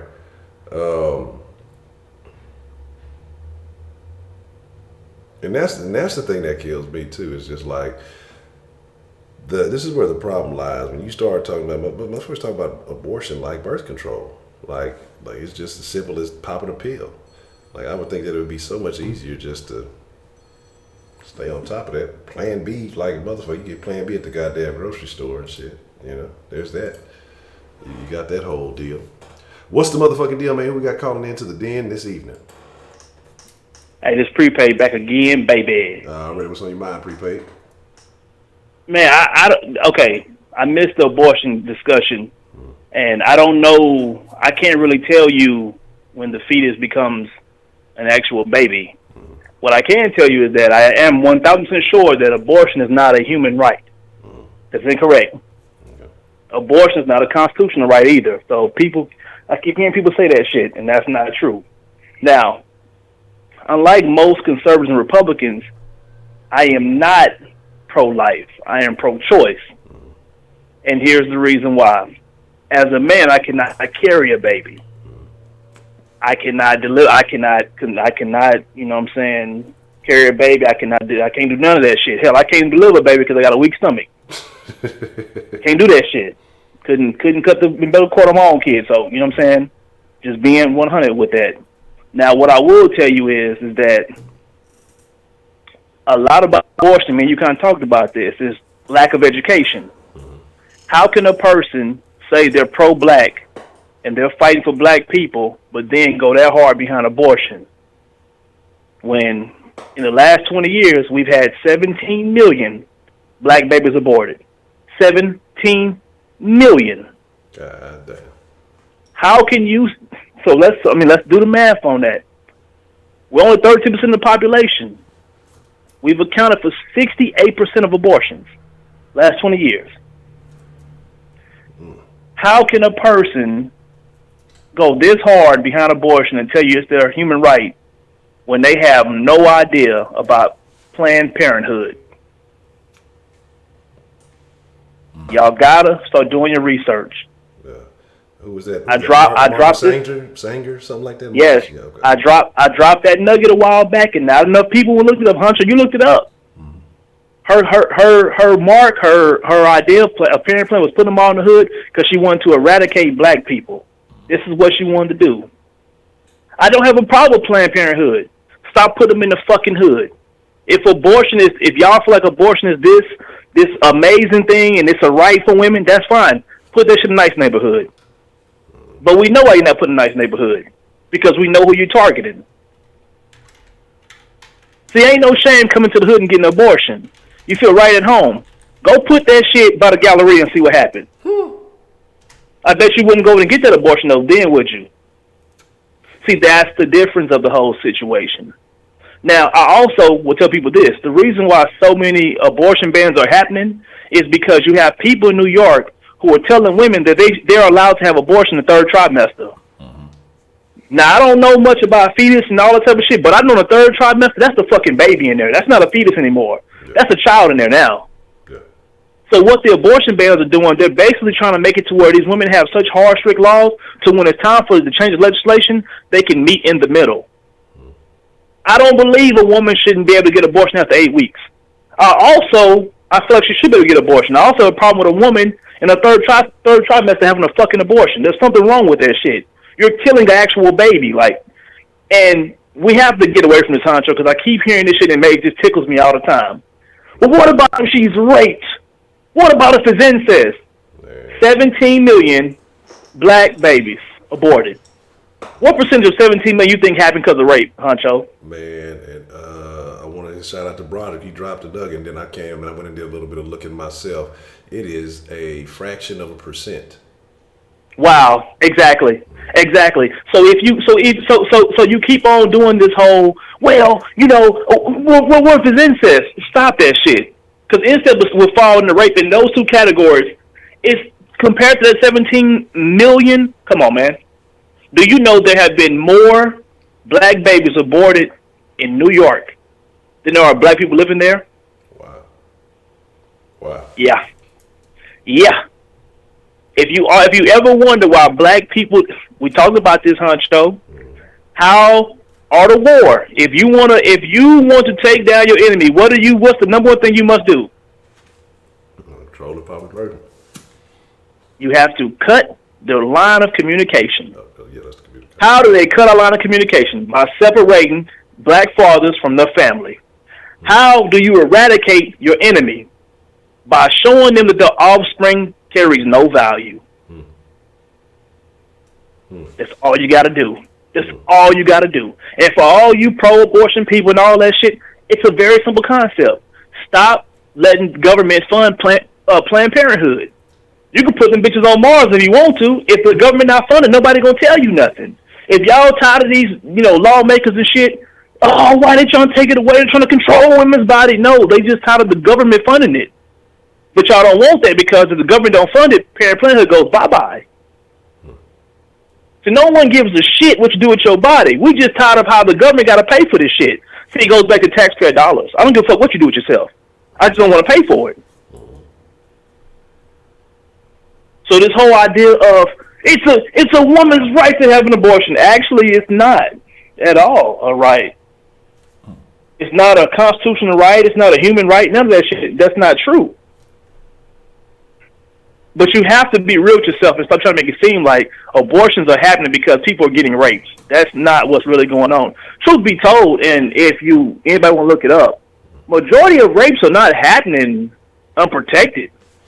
It's literally proven. People are using contraceptives. Who the fuck wants to get caught? Rapists don't want to get caught. So this whole idea, of motherfucker just banging chicks out and getting them pregnant and run off in the run off in the woods, and then he goes and rapes again. That's not how this works. Like, I know y'all watch Law and Order. Why you think it's so hard to find a fucking rapist? There is no damn DNA. Word. It's a rough situation, man. I look at things differently because, like I told you, I look at things from a black standpoint. I don't care about what happens in white neighborhoods, what white people do when it comes to abortion, or any other person who's not black. I know what Planned Parenthood is located. I know who it's advertised to. I know who they justify abortion to. I know when I see billboards and they got, you got a woman with a pregnant stomach and she says there's options. I see who the person who looks like me on there for some odd reason. Why is that? Why is that? Why is the eradication of our offspring okay? Why is it a number one option for us? Just saying. These same politicians who telling you that it's a woman's right. No, they know exactly what they're doing because they're not going to the white neighborhoods and preaching that same bullshit. Honcho, when we were kids, and anybody, I know y'all kind of young, I'm gonna leave y'all with this. When we were kids, Sharpstown High School was thriving. Sharpstown High School was good in football. They had Joseph Adai back then. He ran track there. They were booming. Yeah. They were good in sports, they academics. Sharpstown High School is known as abortion high now. Wow. That's funny. I think we were talking about Adai last night. That's super funny that you said that. But think about that. Think about that dynamic. You got in the hood, put the Planned Parenthood over there, and before you look up, they said at one time 85% of the population of the students there had an abortion already before they were juniors in high school. Wow. By normalizing this shit, 85% of the population has had an abortion. Think about that. And here's a better one for y'all, for those who are so pro-abortion. Y'all might want to go look at the mortality rate of people who have died at Planned Parenthood. Think about that. Think about the amount of women who have died. It's a very, very large number. I want to say within the last year they had like 1,200 people died. Damn. Those are not white people dying at Planned Parenthood. They go to regular hospitals and they go into abortion clinics to get their shit done. They don't go to Planned Parenthood. I'm just throwing it out there, so you need to do your own research, man, understand what's going on out here. Just because a motherfucker feeding you don't mean that the food he's feeding you is healthy for you, it's nutritious. A person will feed you to poison you. You better wake up. Just because it's there don't mean it's there for the right reasons. Y'all better wake the fuck up. That's all I got. Y'all be blessed. I really appreciate it, Prepaid. All right, this is what we're going to do. We're going to take a small pause. You remember this shit from, who was that, Nate Dogg? Girls, all, pause. Y'all don't know nothing about that. That's before y'all time. Y'all youngsters don't know that shit. LOL, no spam. I see somebody calling in, but we're going to hold on a second. I need to take a quick break. And I think this is, let me see who we got calling in. 1 second. Well, what's the motherfucking deal? Who we got calling in this evening? Brother Shaolin, man. Brother Shaolin, can you do me a big favor? What's happening? I got to take a small pause. And if you wouldn't mind, give me like 3-4 minutes and call him right back, and I'll take your call first. Cool. Okay, bet. All right, shout out to Brother Shaolin. Let me, like I said, I got to take a small honcho hiatus. I'm going to be right back, y'all.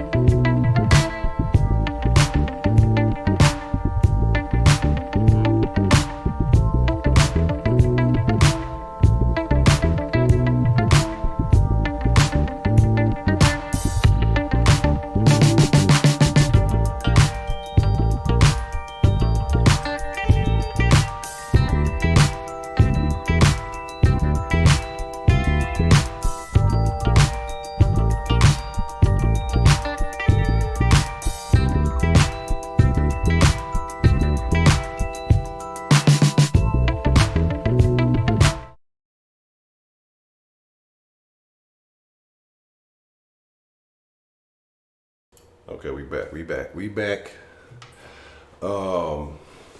Brother Charlene, if you're ready, I'll be ready to take your call. And I'm finna add something. I'm finna show y'all something here. And this is something I saw the other day. I retweeted this on my personal Twitter account.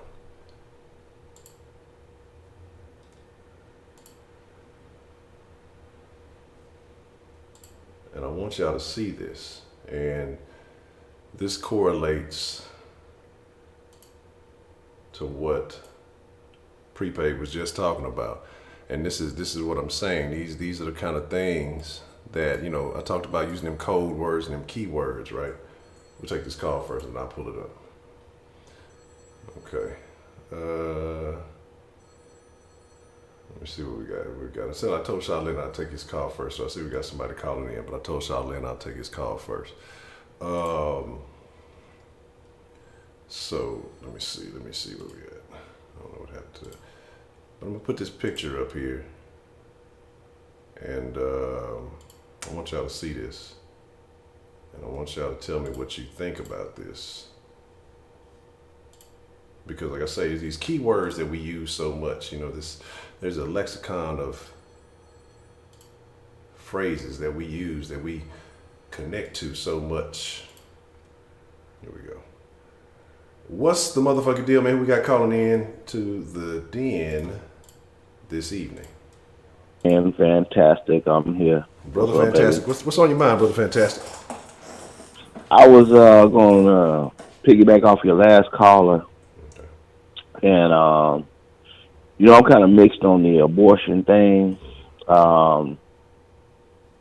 You know, I'm a pro-choice. I mean, I feel like you should be able to do what you want to. I got all different kind of views on it. But,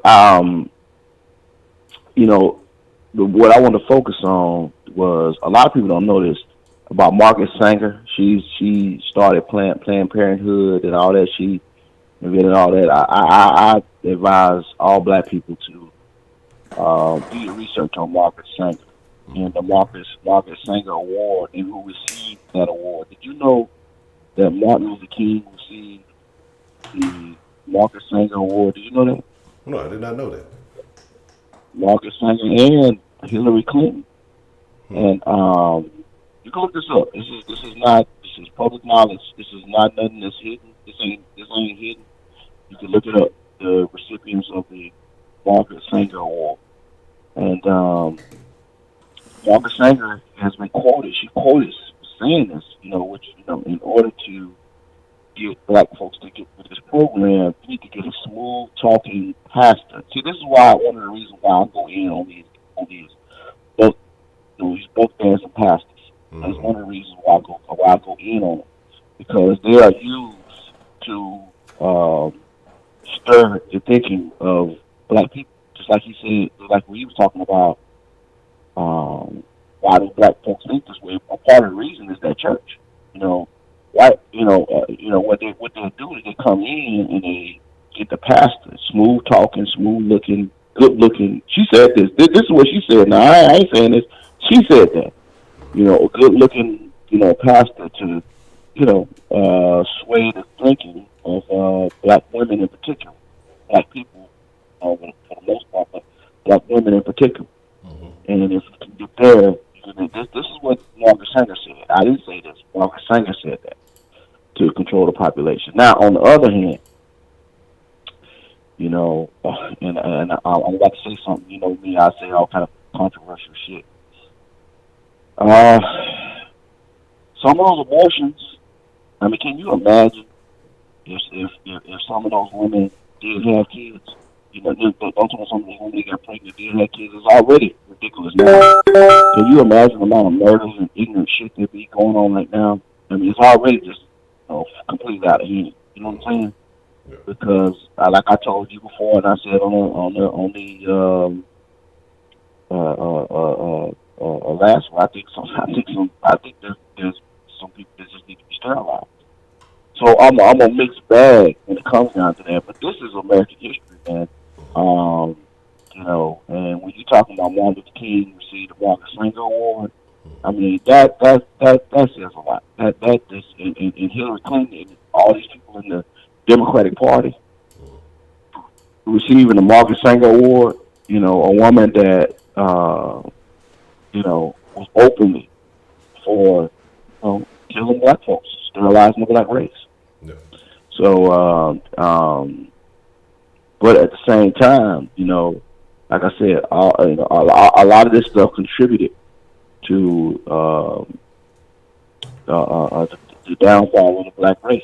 Because we certainly going backwards. There ain't no ifs, ands, buts about that.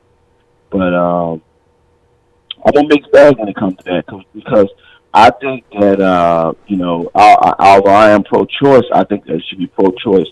Now here's something else that's pretty controversial. If a woman has a right to choose, I believe a man should have a right to choose. That's my belief. I think that I personally believe this.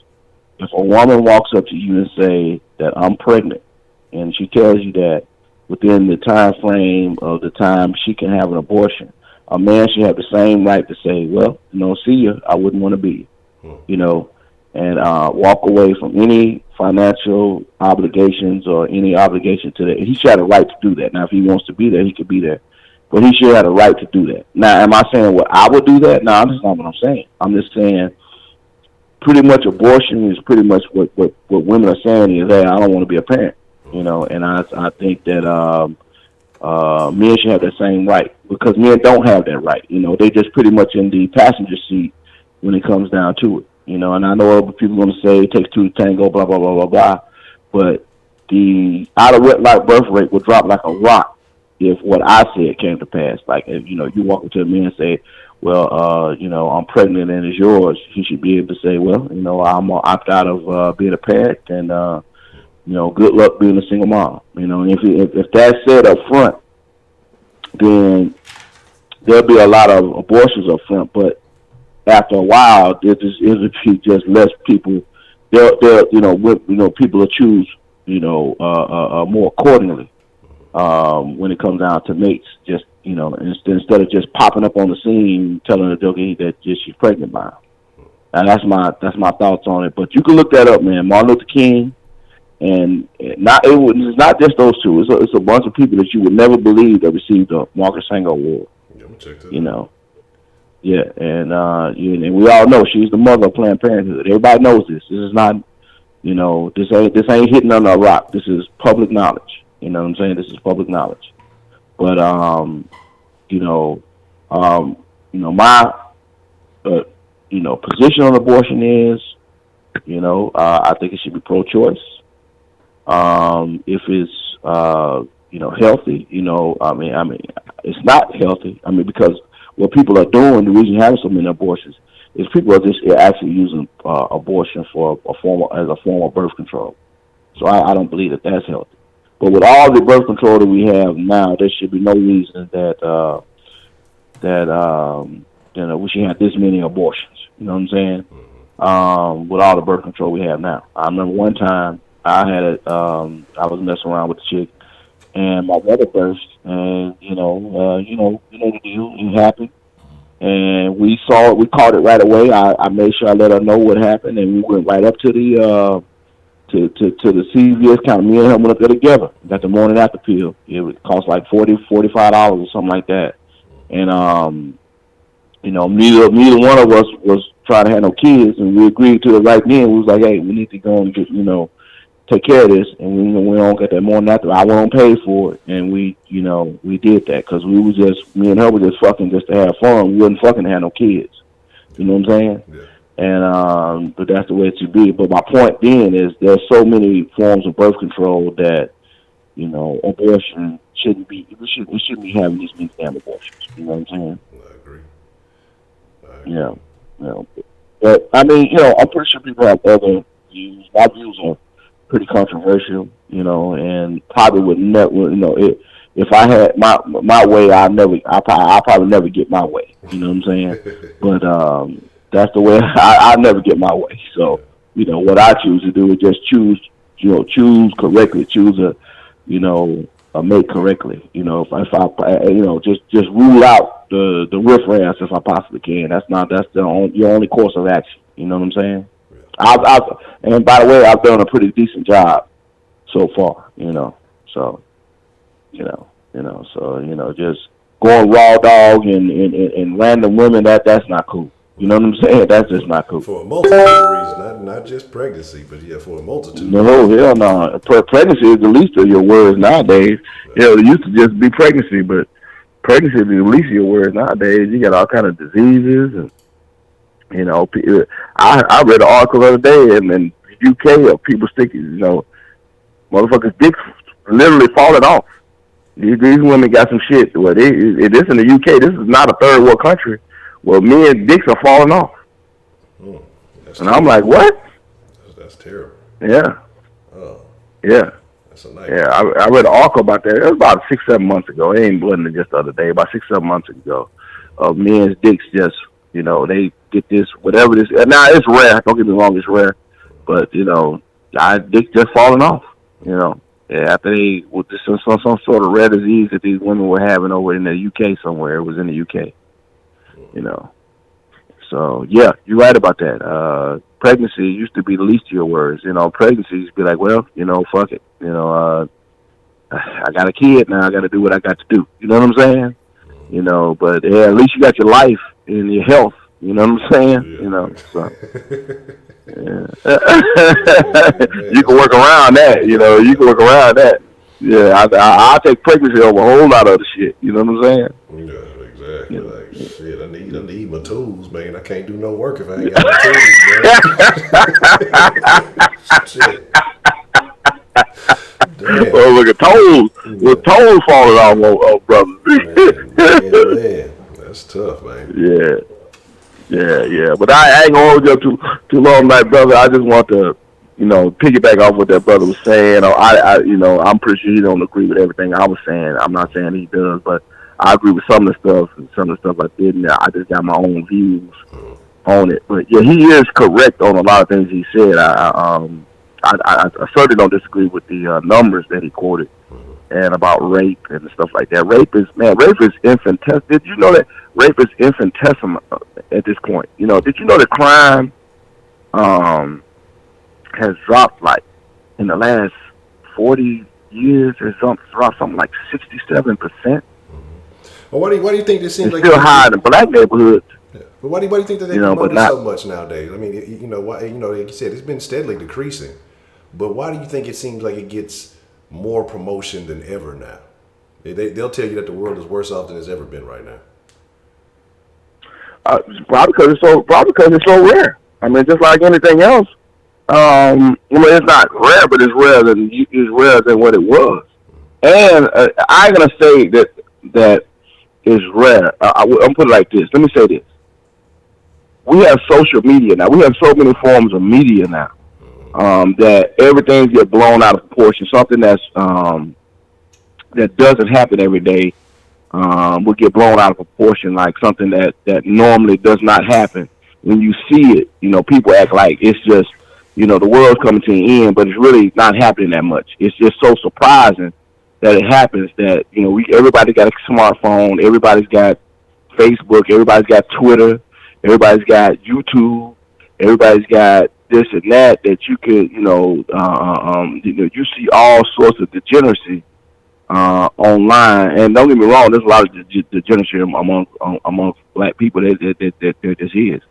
But it's so now that all you got to do is turn the phone on and capture it. You know what I'm saying? As with back in the day, you just hear somebody say it. Oh yeah, so-and-so did it. You hear the word of mouth at the barbershop, or JoJo said it or something like that. Well, not today. You don't have to listen to what JoJo said. You could just, log on to Facebook or log on to YouTube, and it's right there. It's right there in your face. You know what I'm saying? So it's not that it's being blown out of proportion. It's just that it is so many ways, cameras everywhere, cameras on the street, stuff like that. It's just so many ways people getting caught now doing things. Technology is grown so rapidly over the last 50 years that Everything has been caught on camera. Shootings and murders and everything being caught on camera now. I mean, it's so appalling. You know, it used to be somebody got murdered, you just heard about it, you didn't actually see it. I mean, now we getting videos of people getting their brains blown out. You know what I'm saying? You know, I mean, we get videos at least once a week of somebody getting their brain blown out. Yeah, the motherfuckers shooting, they filming their shootouts on live now.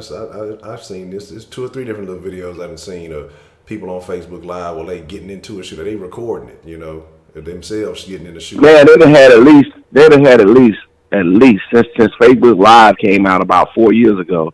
There's been at least just in Chicago alone 10 shootings. Of people recording themselves live on Facebook. I remember about 2 years ago, a girl over in Shreveport was on Facebook Live. Her boyfriend killed her on Facebook Live. Wow. I mean, just all kinds of crazy stuff. You know what I'm saying? Yeah. You know, so I don't think that you're saying that it seems like it's being blown out of proportion. It's just the thing now is it's a perfect storm. You got social media. You still have the regular media still lurking around, print media. You got all that, and you got social media mixed in there, and everybody's got, like I said, everybody got a camera phone. Like the girl that got beat down up in Dallas. You know, I mean, 20 years ago that would have never been caught on a camera. I mean, 20 years ago people had camcorders, big ass camcorders. Wasn't nobody pulling out big camcorders, recording stuff like that. You know what I'm saying? But now you got this. Right, big old camera you put on your shoulder, you load on your shoulder, and all that stuff. With the VCR tape in there, VHS tape in there. Now today you just hit a button and you just start recording in seconds. Less than seconds. You start recording. That's what I think the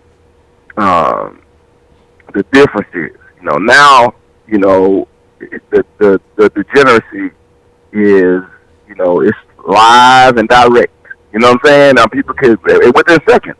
Within seconds after it happens, people turn around and upload it onto Facebook way faster than you could report it to the media. Yeah. Back then, if you got some footage like that, you had to call the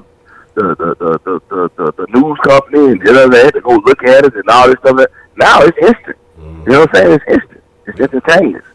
So technology has changed a whole lot of things, man. A whole lot of things, a whole myriad of things. And I think that I'm not even saying it's being blown out of proportion. I just think it's verifying the degeneracy that we've always talked about. But now we're seeing it live and direct, pretty much in real time.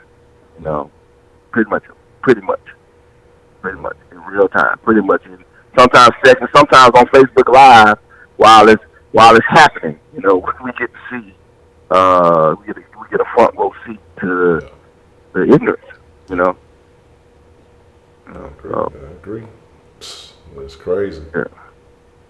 Yeah. I mean, I think you just reported on something about the girl that got beat up the transgender. Yeah. They got beat up in Dallas. That was that was recorded on camera phone. Yeah, they killed her. They killed her. Malaysia Booker. They killed Malaysia Booker a couple of days ago. Yeah, they killed her, and they're saying it's a totally unrelated incident. I don't even know what that's all about, but they said it's a total. They saying that the guy that originally did the stuff to beat her down with her, he ain't had nothing to do with this incident. That's what they're saying. Yeah. And that's what my point on that was like. This person might be a particular personality that's not favorable to people. Like I say, the way that I see it is. They're talking about it's oppression and the harassment and all this other stuff.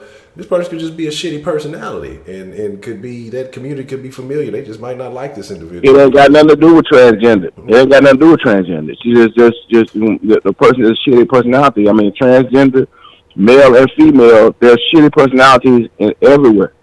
Ain't got nothing to do with your race or with what your gender is, or if you transgender. Some people just shitty. Yeah. Some people just shitty. I mean, it just. I know people, women that they bush dice, nicest. They're the nicest people you ever want to meet. You know what I'm saying? Real good personalities.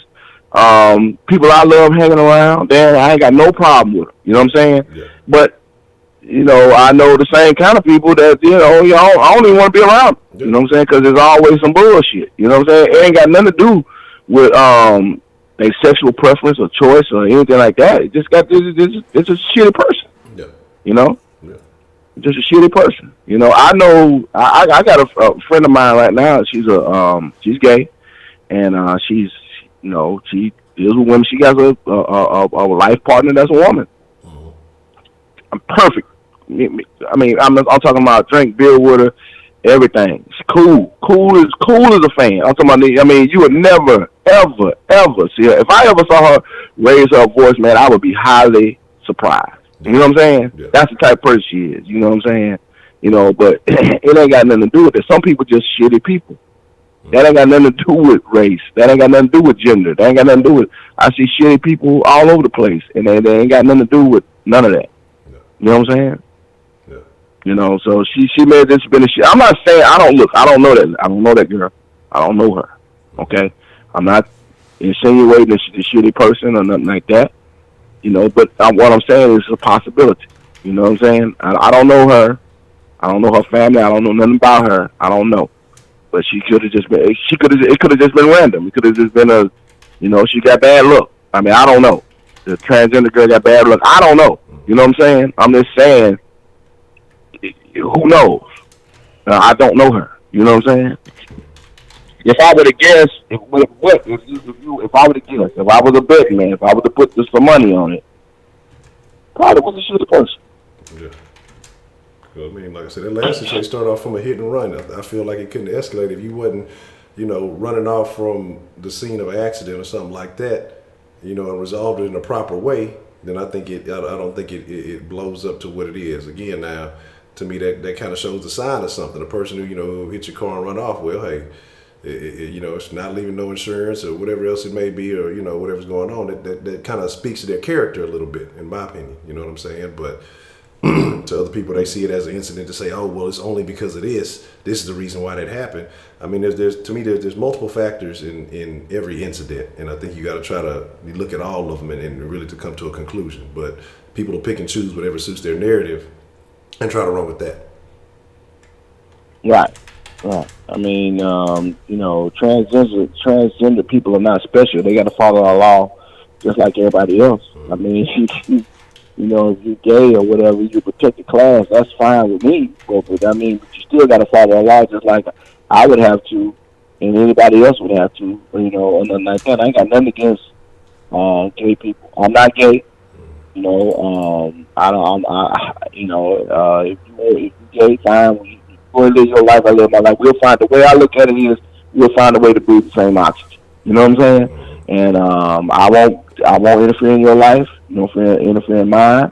And we'll figure out a way to breathe the same air. I think I heard Sister Shahzad Ali say, and she's a Muslim, and she said, we don't have to alienate, our brothers and sisters that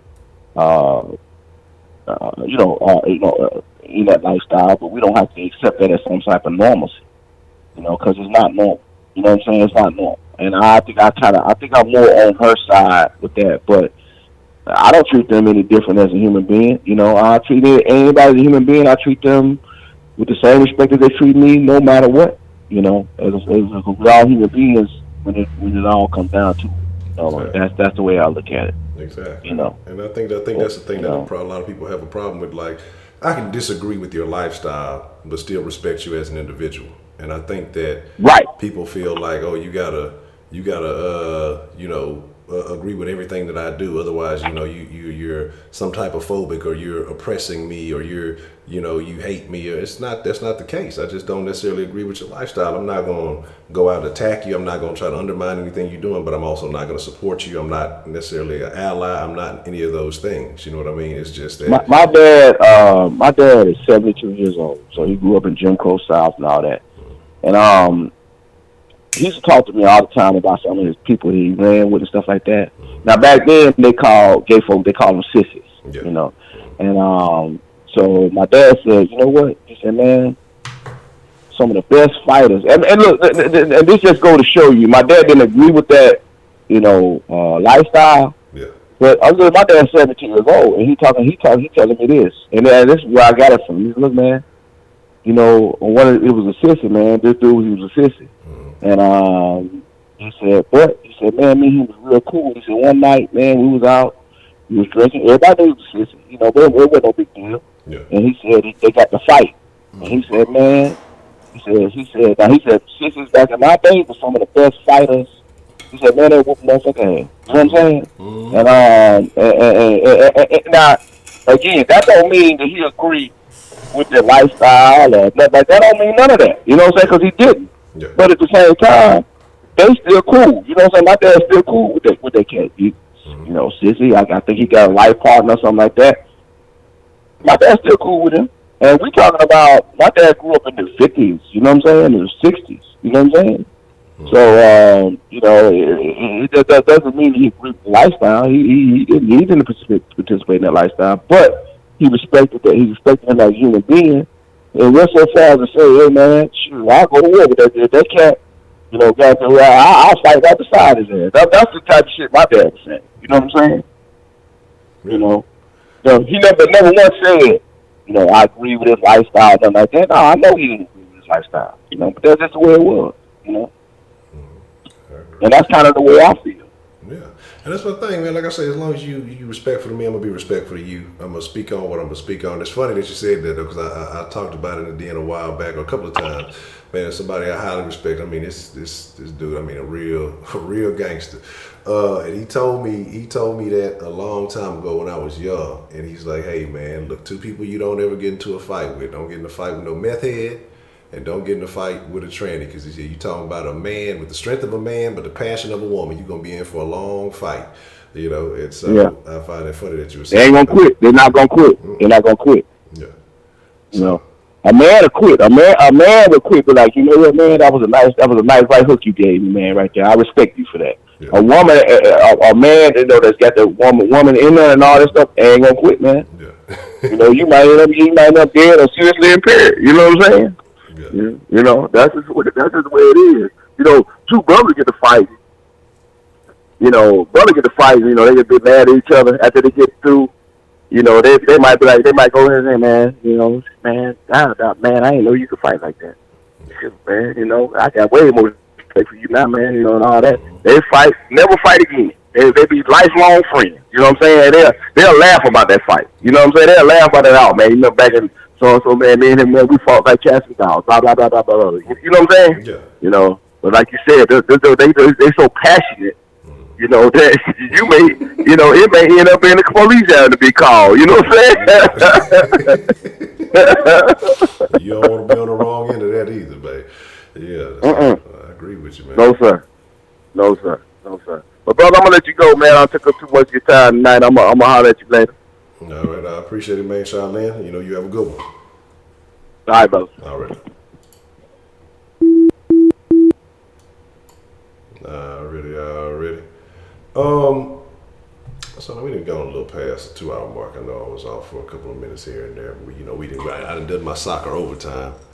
I already prepaid. I'm gonna take one more call, and then after this, I'm gonna address some things, and then we're gonna get ready to wrap it up after this call. What's the motherfucking deal, man? Who we got calling into the den this evening? Hey, man, it's Ferocious. I'm calling back, man. Already, Ferocious. What's on your mind, man? I just wanted to speak a little bit on that abortion thing I heard y'all talking about. And, I heard, some statistics being thrown around and stuff like that. But I just wanted to remind everybody that these statistics are sometimes incredibly inflated and incredibly deflated. For instance, this thing that about rapes, every woman or man, I'm not gonna be gender biased here, does not report when they get raped for a multitude of reasons. You got it's incredibly devaluing to say, "Hey, I've been raped." To say, "Hey, somebody raped me," right? Yeah. Who wants to go out and point out somebody and imagine this: a girl was raped by her mother's boyfriend, and like I told you, everybody knows somebody that's been raped. Everybody knows, What I'm saying is, all rapes are not reported. Simple like that. Yeah, I agree with you on that. Okay, and it goes on such a massive scale. You got to understand these women who are aborting their babies. Now, I know a lot of these men called in and said they're pro-choice, right? I didn't hear one man calling here and say he wasn't pro-choice, but I heard a lot of what's the word I'm looking for? When you go against what you're saying, can you help me out? You go against what you're saying. We say with the opposite of pro-choice. What are we saying? Not hypocrisy. I'm not trying to call him a hypocrite. When I say something and it doesn't. Like man, word has slipped my mind. Are you talking about Contradicting, yeah. A lot of these men that called in and said they're pro-choice, but a lot of what they said is contradicting. Right? You got to understand that these women, they take one look out at the world, and they say, "Hey, I don't want to be in this world." Now, we always hear you're in the greatest country, America. We're in the greatest country in the world. That's an incredibly low bar. Incredibly low bar. If we are in the greatest country in the world, I'm not saying that we're not, but I'm just telling you the bar is low. Everybody is being exploited. These judges are letting everybody, the GDP gets buffed up from people who have been abused because they feel like they go out, they need something, I need to buy this. You know what, let me grab this at the cash register. Oh, I just had a thought, let me buy this, let me buy that. Because somebody has took something from them. They feel like they need to go and get something so they can get something back. And what do? You end up being empty. Still empty. Now, if you wake up in the morning and you let's say the night before you laid out your clothes, I'm gonna wear shorts and a t-shirt, right? Yeah. I'm gonna wear when I go get up and I'm gonna head out. I'm just gonna put these shorts and t-shirts on. I'm gonna head out. I'm not thinking about the weather tomorrow. When I wake up in the morning, I put my shorts and t-shirt on. I look outside. It's a goddamn blizzard. It's snowing. There's lightning. There's thunder. Ain't no umbrellas. Nobody trying to hand me an umbrella. I'm trying to call and get an umbrella. Now, are you gonna still walk outside in that shorts and t-shirt? No, I would think you probably should. Shit. You shouldn't even go outside, right? Under 60 degrees, I ain't going outside, goddamn. But yeah, go ahead. Yeah, well, that's what a lot of these women are going through, right? And I know what he said. I'm not trying to push him too much on the culture thing, but I implore him for caring about his people. I think everybody should. Really, I think everybody should care about everybody as humans, but we've already been classified and learned to think. Our mind has been shaped to think one way, right? Think about ourselves as racist. Everybody is just naturally racist, right? I mean, I'm not asking you to agree with me. I'm just telling, this is making my argument. Okay. But back to what I was saying, these ladies, they take one look at the world and say, I'm not saying all of them. See, of course, you got hood rats and shit like that. I know that shit goes on all the time, and like I was trying to add a prepaid, what the profits that Planned Parenthood is making off of each fetus. If you could get that number and multiply it with that 17 million number, I would really like to know I would like to know the digit on that. But I just from one Republican to another, to prepaid, I just had to call in and say all rapes are not reported. Take a look at the world. It's a whole lot, man. It's a whole lot going on in here. Nobody wants to talk about it. Nobody wants to confront reality. And if it was up to me, what I think all parties should go through a court. As soon as a girl finds out she's pregnant, she's obligated to go to a court with her, and whoever. It doesn't matter if y'all are together, separated. It was a one-night thing. You already decided, whatever. We need to put something down, legislation. We need to put it down so we know what the terms are between each party. Now, do you want the baby? Does he want the? She don't want the baby. It's the baby. Does he got the money? Does she got the money? Because that's what the court's really worried about. When it comes to children, the one thing they're worried about is financial responsibility.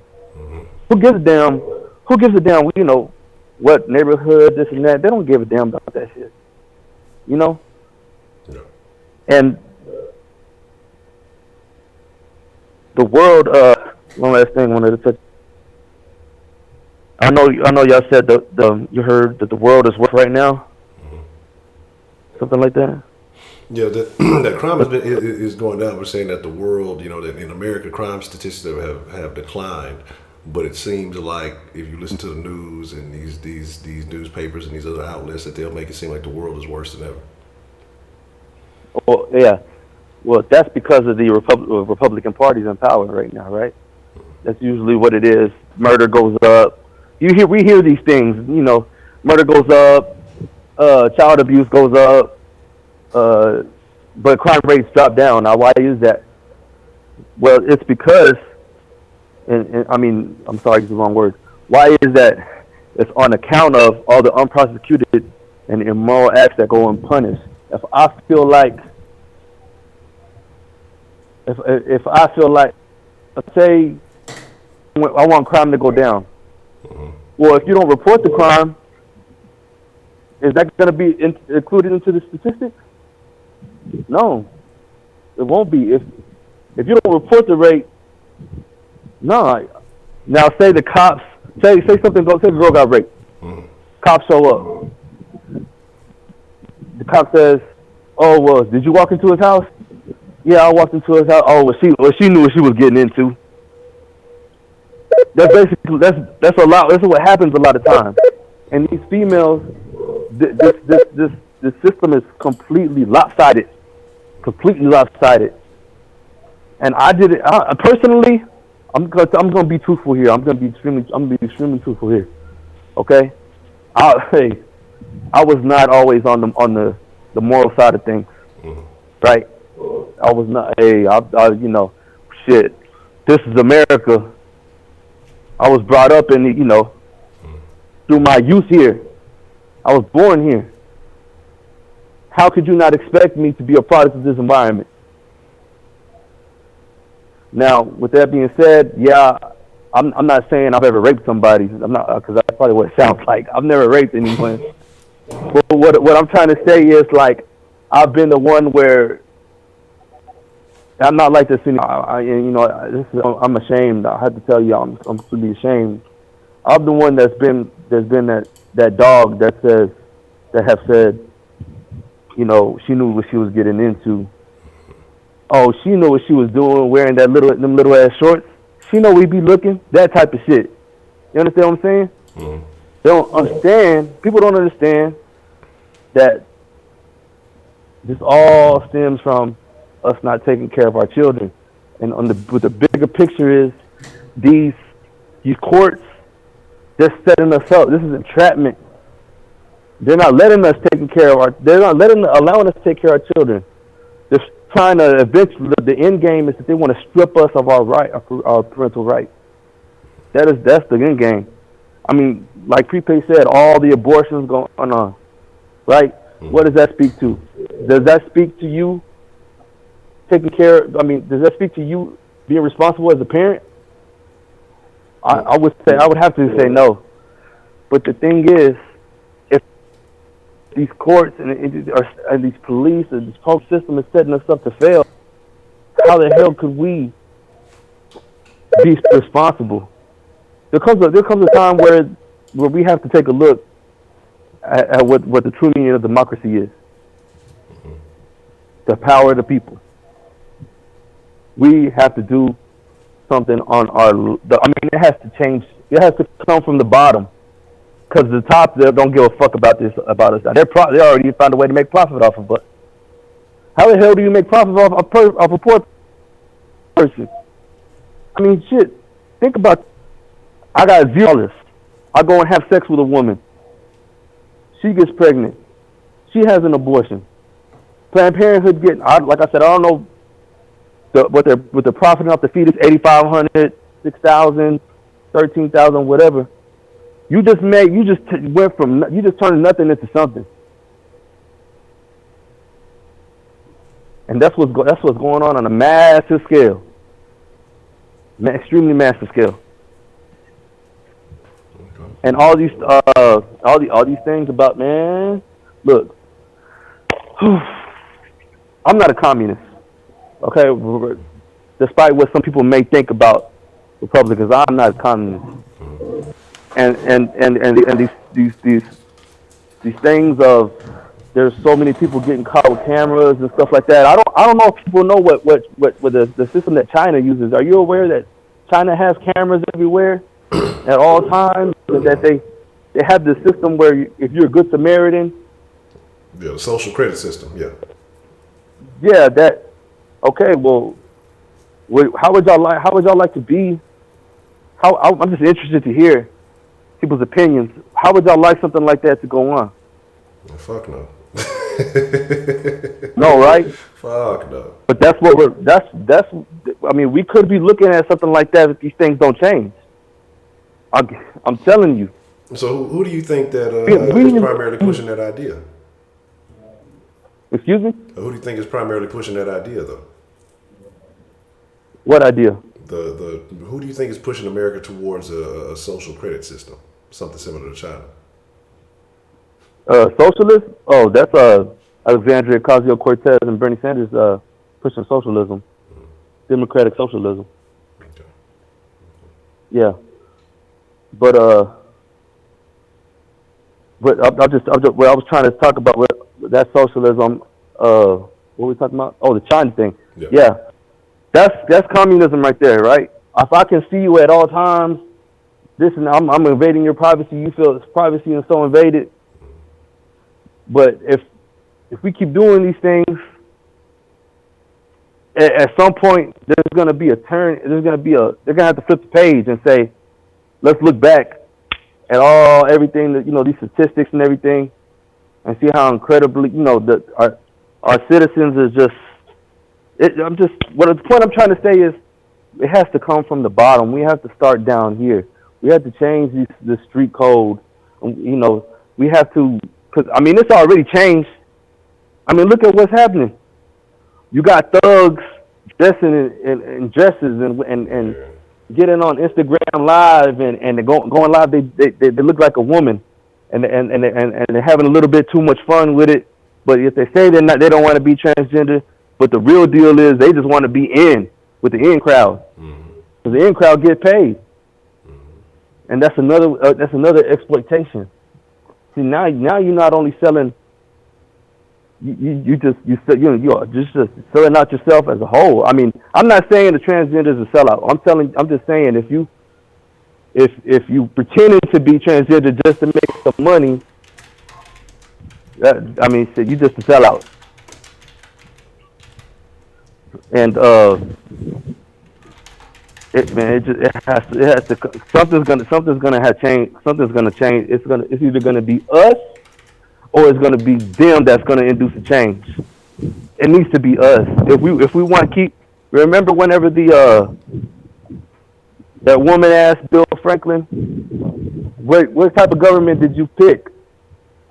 And he said, republic, if you can keep it. We already lost the republic. Do you want to lose democracy too? But do you think nowadays that people are more emotional based or more information based when they make their decisions on, say, voting or just overall decisions in life? That's a too broad a question. You have to be a little bit more specific, because something as far as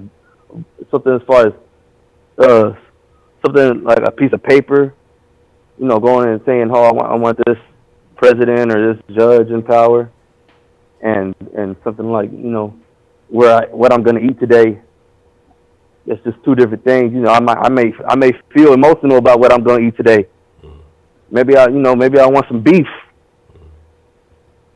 Maybe I want some chicken. Shit. You guys have to ask that question on a more specific base.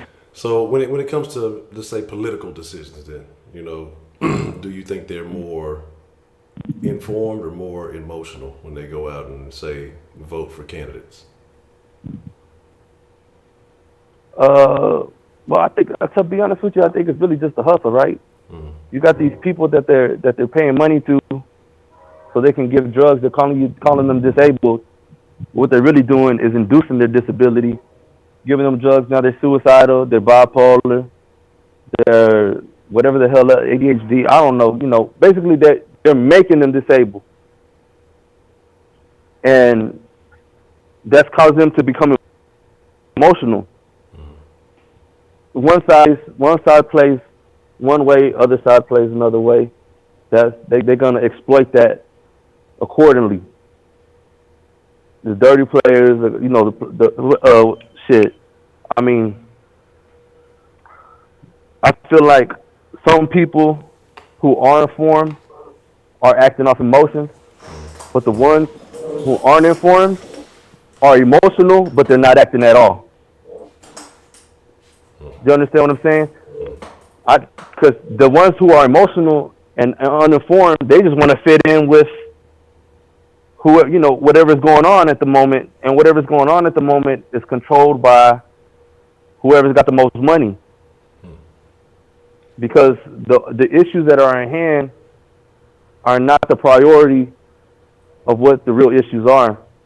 The issues at hand are, you know, like I said, like, okay, the district attorneys, they want a 97% conviction rate, so they're going to prosecute, they're going to go hard at drugs.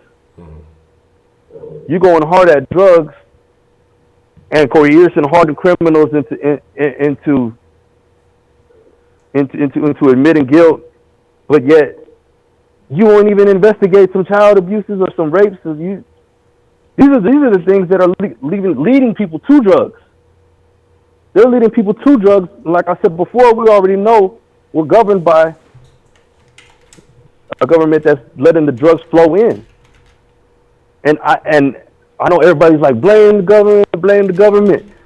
Okay, but you have to understand, if the government doesn't control the drugs that are flowing in, these people, the money's gonna go somewhere else, right?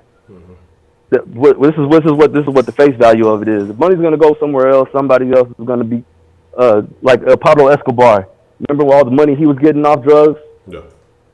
He was about to fucking be president of the fucking Colombia. Did you know that? No, I didn't know that. That's how powerful you can become. That's how powerful you can become. Want that?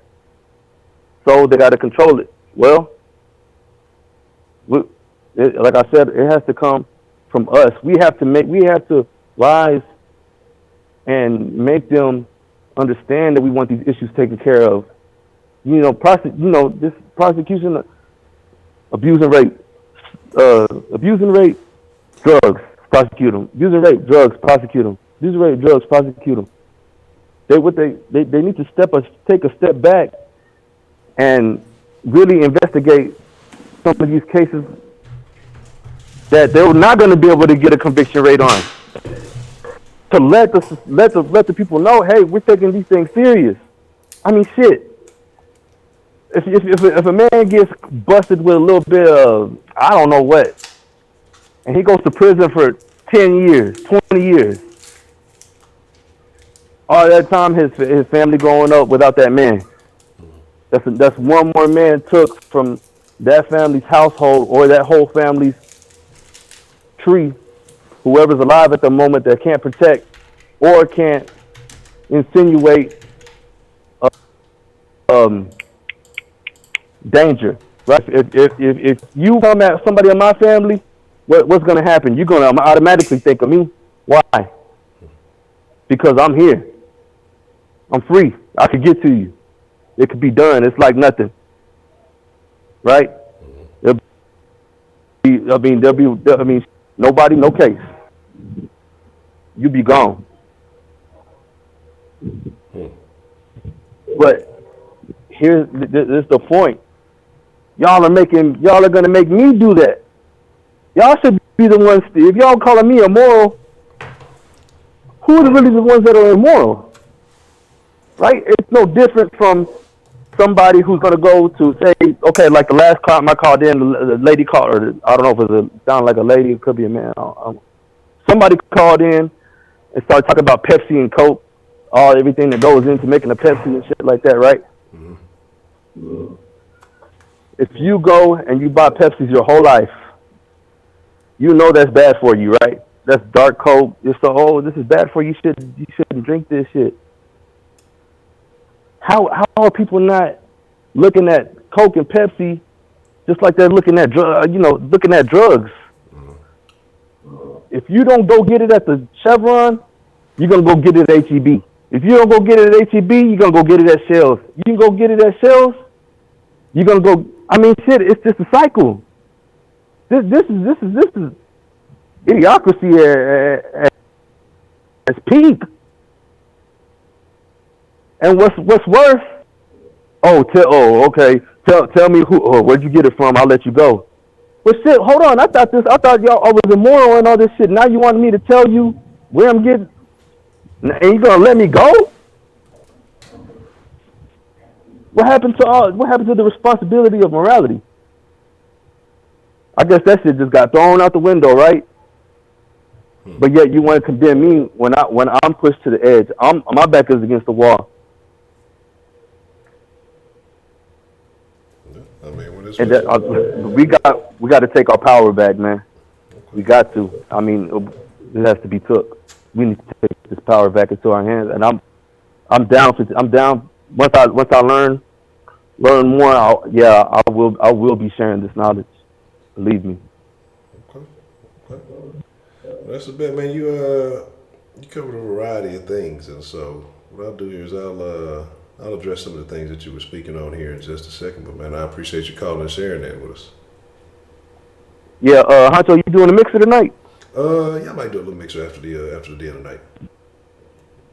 All right, man. I'm gonna see you up in there. All right, that's a bet. Shout out to Frost. I appreciate the call. Just apologize for your ears. What's the motherfucking deal, man? We got calling into the den this evening. Hello. It's Edmund. Bro Lee, what's up? Just, a real quick question. What you got? The topic about abortion, and do you believe that other people should kill? Do you believe in killing someone else? Like, do you think that's a crime that should be a death penalty, or someone that should be in prison for a long time? For killing somebody? Yes. I think it depends on, the circumstance. But for the most part, do you think that person should, face severe consequences? It depends on the circumstance. If we're talking self-defense or something of that nature, no. If we're talking about somebody going out and premeditated murder, no. I think a situation where, it's really your two main things. But if you get into a little kerfluffle and you get to beating down on somebody and the unexpected happens, then I think there should be consequences with that. But I wouldn't say, you want to say intent matters, but it's kind of the outcome of situations. But I think it just depends on, I think intent is important though. So, it just depends on the situation. But we're continue on where you're going with this. All right, so we're talking about intentions.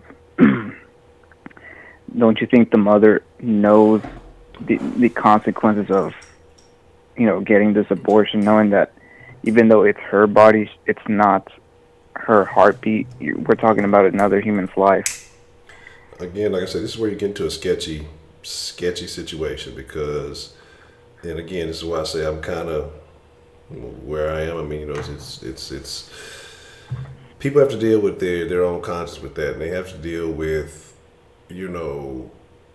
what they believe is a child, what they believe is not, and people are going to weigh their own outcomes. Hey, I'm not ready, or this, that, and the third. But you have the motherfuckers who use it as birth control. I think it's just it's different situations, and I'm not saying any of them are necessarily justified.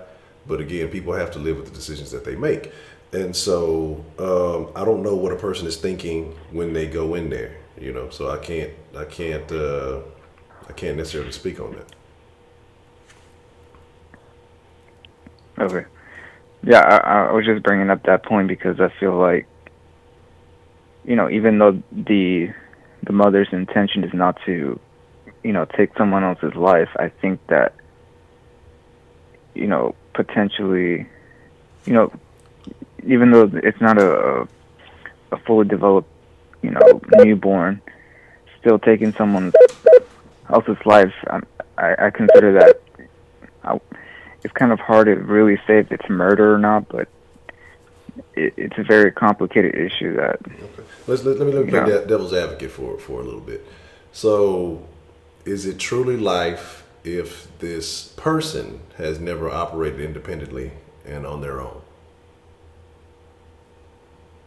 Well, I mean, they're developing, and it's just that they're not.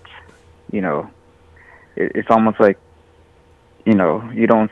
I don't want to compare like a human being with, nature, but how come we don't see, animals?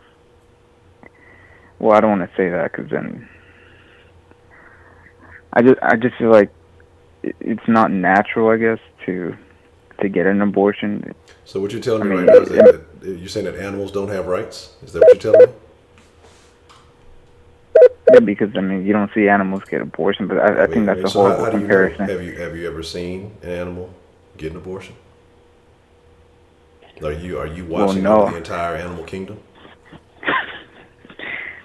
No, like for example, you see how many, puppies get breeded all the time, and okay. So what you're saying is that birds, reptiles, and mammals are not equal because you have certain animals that lay eggs, right? And there's certain animals that have live birth. So where do you differentiate? Say if an animal does crack its own eggs or something like that, the child is developing. Would that be considered an animal abortion? Well, I think it just depends on how you view it. But at the end of the day, I don't know. Like I support a woman's right to do what she wants with her body, but I'm just looking at a different perspective and seeing how technically you're not really messing with your own body, you're messing with procreation of something else. So what you're saying is you respect women's rights, but you don't respect animal rights. So you'll be getting a call from Peter. You'll be getting a call from Peter real soon, and I'll make sure they know where to find you. Now I'm just giving you a hard time, man. No, okay. Sometimes I gotta try to throw a little, gotta light it up a little bit. So, did you respect the rights of that young lady that you took out to the prom?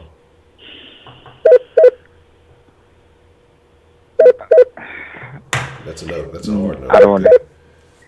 That's terrible. That I was just doing my best to be a gentleman, and it's over now. Now it's back to my grind. It's back to my grind to pursue my dream, or not my main goal, which is to get that date with my crush. I asked A-Ball, and A-Ball said yes, so I'm getting it this summer. So I'm gonna prove every one of y'all in the chat. I'm gonna prove y'all wrong. You said you gave her all the haters, and she said yes. No, but I sent something through. I sent a letter, and I think I unlocked something. Oh man. You know how when you play a video game, you unlock these new skills, these new attributes. The RPG of life. Yes, go ahead. Well, that's what I believe I unlocked because, the message she sent me back was encouraging, to say the least. So did you send the letter by carrier pigeon? Wait, what? Did you send the message by carrier pigeon? No, I sent it through AOL. Oh, it's even worse. It still ain't got there yet. Goddamn, you'd got it way faster if you sent it through pitching. All right. Well, Ed, man, when you and your crush, I wish y'all good luck, man. I'm just giving you a hard time, but I appreciate you calling in, man. Love you, Heidi. Oh, goddamn. That goddamn Ed, man. There's no escaping Ed, man. What's the motherfucking deal, man? Who do we have calling in to the den this evening? Hey, this is Yaz. Yes, how you doing this evening? I'm doing all right. I know the phone lines are hot tonight, so I'll keep it brief. Well, do your thing. Do your thing. Yeah. I wanted to, share my thoughts on the subject matter. And I think the topic that we kind of floated onto about abortion kind of all ties in with the karma, all these abstract intangibles, like things you can't really see or touch or feel, anything like destiny and karma and all that good stuff. And how I feel about that tying in with the subject of abortion is just my observation. I notice a lot of men have been calling in, and none of them have ever been pregnant. As a woman who has experienced pregnancy and childbirth, and I was young,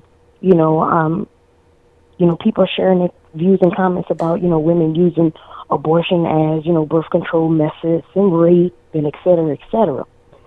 And, in my opinion, I think today's society now, it has gotten so liberal where as a woman and especially like younger women, when I was younger, I used to think, I used to be that, pro-choice. Hey, it's my body, I do what I want or whatever. But a lot of times, now that I have gotten medium age, that medium bitch I like to do so last week, last show. Now that I've gotten that, I can look back at my life and I can really tell that there was a very, very fine line between rape and buyer's remorse. And I think young women, need to just stop with the blame game. Everybody in the comments, everything I've observed had always been about a blame game. Everybody's blaming someone else for your decision. Now, you make your decision because, actually God, I don't know, how spiritual anybody else is, but you have a decision in life. You're free to make any kind of decision you want. But as a woman, if you cannot deal with the emotional implications that come after such a procedure, and you can't yet to speak it. Everybody knows somebody that has abortion, but don't nobody ever say, oh, no, not me. But I know somebody, but no, it's clearly not me. So if you're feeling like that, then maybe you should stop, slow down, and think about your decisions as far as, making the abortion choice and live with that decision. Don't have the blame game. Don't, do what you're going to do. You're grown, right? But on the flip side, what a lot of young women, when you first get pregnant, you're flooded, especially when you're not in a stable relationship like a marriage or anything like that. Your emotions, your hormones and stuff, you are just bombarded with just all kind of worry. You're like, oh my God, how the fuck did this happen? Oh Lord, oh Lord, oh Lord. Like you're completely, like you're emotional. You just, and in that time, you could be making a decision in your life that you might not even be rationally thinking at the moment. A lot of people say financial situations. Oh, we ain't got no money to feed children. He ain't got no money. He didn't want me and all this other stuff. But you know what? One thing people got to understand is that life goes ups and downs. You may not have money right now, but you're gonna have your time. There's gonna be a time where you're gonna get the bag too. And when you get this bag, are you gonna be able to stand back and say, damn, I got this bag now, and look at life now. Life ain't so damn bad, Life just ain't that bad. But you made a major decision in a moment where you are emotional, you don't know what to do, you don't know how you're going to do it. A lot of times it's your first time ever being pregnant or whatnot, and I think that ties in with the subject from last night about older generation and elders and stuff, and I think A lot of women, older women, if they want to do this Planned Parenthood, I think they need to invest more into having counseling for these ladies. To tell them, guess what, baby? You can do it. Look, I know you're feeling like this. I know you're feeling buyer's remorse. He did not rape you. You're feeling buyer's remorse. You play the man's game, you can't do it. You know? You know? I'm sorry to say, I know that's going to hurt a lot of feminists or whatever, but I tell people this all the time in my, my community, my circle. Guys can jump hole around and feel like that, but women for the last few decades have been ignoring that there is something biologically with us that will make us emotionally attached when you can't not have unemotional sex. Like, it's just, you're not gonna, you're gonna feel like, oh, you raped me at the end. Baby, you got biased, you got duped. Now, I'll give you that. You might have got tricked. You may have got played. You may have gotten, you didn't understand. You're young, naive, whatever it is. But guess what, sweetheart? You don't have to make such a decision to where you're running around angry, because every person who is pro-choice, they seem to be very angry at the other party or something else in their life that's making them feel like they have to do something like this. And then when you tell them, you ask them, oh, well, what happened? How did it change your life or anything? And they're like, oh, well, it's just my body, And then you get to talking to them more about, the physiological thing, like you said. I know a lot of us don't want to hear where does life begin. But as soon as your hormones are kicking in, and you feeling like, oh my God, how am I going to deal with this situation? I think that's where an elder needs to step in, a woman, needs to step in and say, baby girl, if your parents won't support you, nobody else wants you but the baby daddy. He gone. You don't know it yet. He gave you a fake name or whatever. Y'all was intoxicated and you had a good time, and whoops, you got pregnant. But guess what? Life still goes on. It will get better. You'll have your ups and you have your downs. Every downtime, you can't just throw it away. You're going to have your ups and downs. And I can tell you, as a mother, it's hard, but every success that you have, from seeing that baby walk, from managing how to train him to use the toilet, those are all, man, that shit makes you feel good. Like, yes, I did it, and just feel so much more on your self-conscious, on your self-confidence, your maturity. Like, now you feeling like, okay, now this is a moment in my life that I could pick my big girl drawers on now. I'm a grown woman because I'm doing this now, whether he want to be part of this child's life or not. Look what I have done. I have taught this baby fresh. Don't know nothing. I taught him how to talk. I taught him how to write his name. I taught him how to get dressed. I taught him how to clean himself. All of these are all pivotal moments. I think as a woman needs to be proud of that, because that's what makes us a woman, And you're letting some of these people who are not naturally born women try to tell you, oh, it's not the same, and we're all the same, and I feel this way, I feel you. A man can't understand that. Just like there are certain parts of the man life, a woman, I don't believe will truly, fully understand. Like, those teenage years and men hormones racing, and to me, I feel like, oh, control yourself, B. There's some things that a man that goes with his biological makeup that women ain't gonna be able to understand, and there are some things that goes with a woman's biological makeup that he won't understand. But I think with this Planned Parenthood thing, they may need to want to start investing more in counseling. I think a lot of people are, saying about the finances. Oh, finances, baby. You live long enough, you gonna come into some money and you're gonna lose some money. You're gonna come into some money and you're gonna lose some money. It'll never end. When are you gonna ever be ready then? So I think, people, and that's the whole part of destiny. That's the beauty of the karma out there, And I think we as a society, as a Western civilization, we're supposed to be, a little bit more modern, a little bit more forward thinking, doing something as barbaric as, something that they used to do back in the day. I don't think really shouldn't be any, because there's so many different avenues out there now. If you feel like you're not ready, you can think clear. While you're thinking clear, prepare yourself. you're out there, get some birth control to prepare yourself while you're clear thinking. Because once those hormones hit you, whether the baby is a pea size or a nickel size or whatever in your womb, once them hormones is gonna be there, and you ain't gonna be thinking too straight. First of all, and there is a lot of psychological and emotional implications that a woman would have to deal with that choice. Now, it's her choice, but don't get mad if you have to deal with that. Now you're walking around for years angry at the nigga that done fooled you so many years ago, Baby, let that go. Let it go, I feel like women have to kind of tighten up on our game now, and we have to find who we are and what's our place in society, Learn about ourselves emotionally, spiritually, and physically. Know our bodies. Know us. You know what I'm saying? And maybe, hey, this might could be a silver lining. Who knows? The world might actually get better because now it's making people stop and slow down. Hey, you just can't go run out and get abortion now. If you sleep with them, you may want to be more selective now. You see what I'm saying? Maybe families might start coming back together now. And with families together, now your financial wealth, your building of a community can grow then. That's just my thoughts.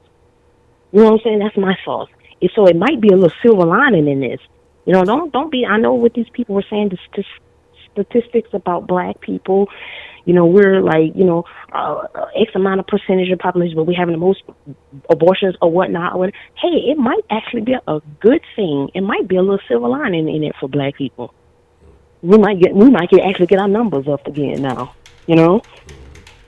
It might make us have to work together now. We have to work together now. Look who's here now. It might make us now be a little bit more sensitive to humanity. If you feel like a fetus is a creature, like I read somebody said that in the comments, that it was a creature. If you feel that way about something that's in your own body, how am I supposed to trust you fixing my food? How am I supposed to trust that you won't do me dirty? That's how you think of yourself. You know what I'm saying? You think of yourself that way, so you ain't gonna care about a transgender person. So what if they got beat up? You're not gonna care about a 4-year-old child getting beaten to death. Who cares? So what? The one that was living in me is a creature, and I got rid of it. So to me, I think it's not even about politics. I think it should be about humanity. We're supposed to be getting better on this earth. Back in the day, and you're talking about money and stuff, baby, back in the day, women were having big families, like 8, 10 kids. What? And they was able to, and they was able to feed them all. These people had no money either, but they were able to survive, and they were able to just move through life, just believe in karma, believe in destiny, whatever your spiritual, whatever it is, believe in that, man, and walk with it. They throwing in the towel so soon. Oh, I have this option. I need you to throw in the towel. And you're moving so fast, you're not even stopping and think, okay, how is all this affecting me emotionally and my self-esteem and my self-worth and what I view life, my value of worth? Maybe making some people, it starts loving others, starts with loving yourself. Yeah. And if you feel whatever growing inside of you is a creature and you can't even identify it as anything, oh, that's a creature? Well, how you feel about your neighbors? You know what I'm saying? You wouldn't think twice about crossing them, man. What about humanity now? We all talking about everybody lives matter. Black lives matter, all lives matter, blue lives matter, all transgender people lives matter. Everybody lives matter. How is it going to matter if you view what's in you, as a creature? You know? Yeah. But I'm going, that's my 2 cents about it. Like I said, I was going to keep it brief. I hope I did. And I know they probably you got some other callers, but that's just what I wanted to say, Honcho. Well, Ms. Jasmine, I appreciate the call, and I agree with you. I mean, you made a very pivotal point when you spoke about if you're not caring about what's inside you, if you're not caring about valuing yourself, then how you going to give a shit about anything else? So that's definitely something to think about. Definitely something to think about. Yeah, and guess what? And that's how that karma ties in now. One way or another. Yeah. Yeah. So. I appreciate it. All righty then. You have a good evening. All righty. You too, man. Bye bye.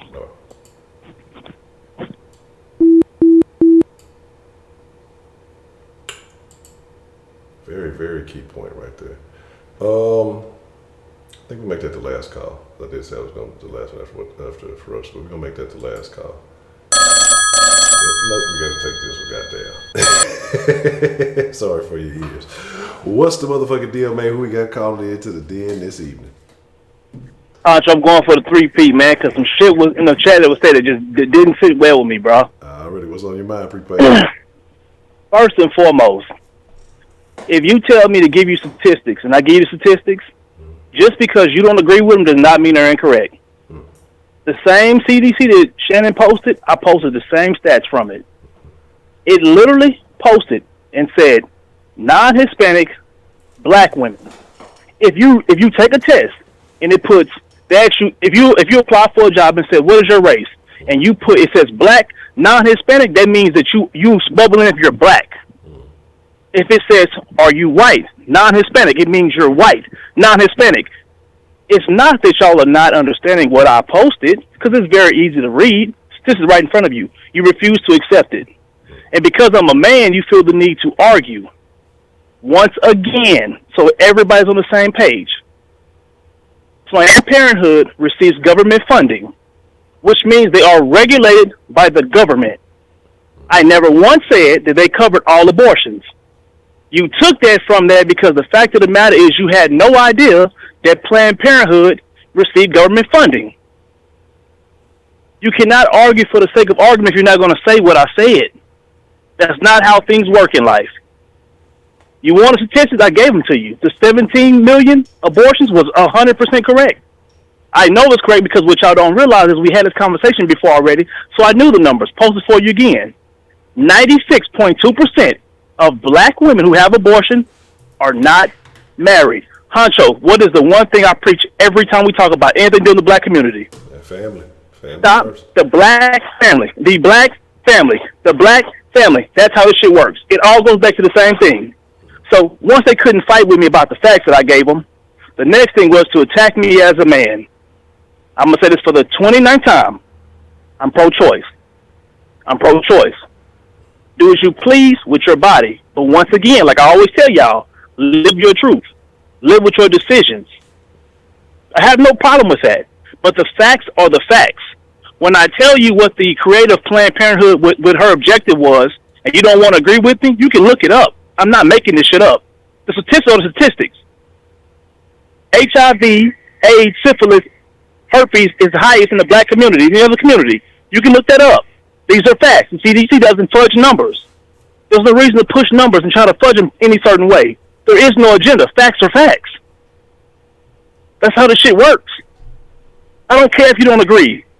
You posting about how many white women have gotten abortion means nothing to me. I focus on the black community because I can only be black.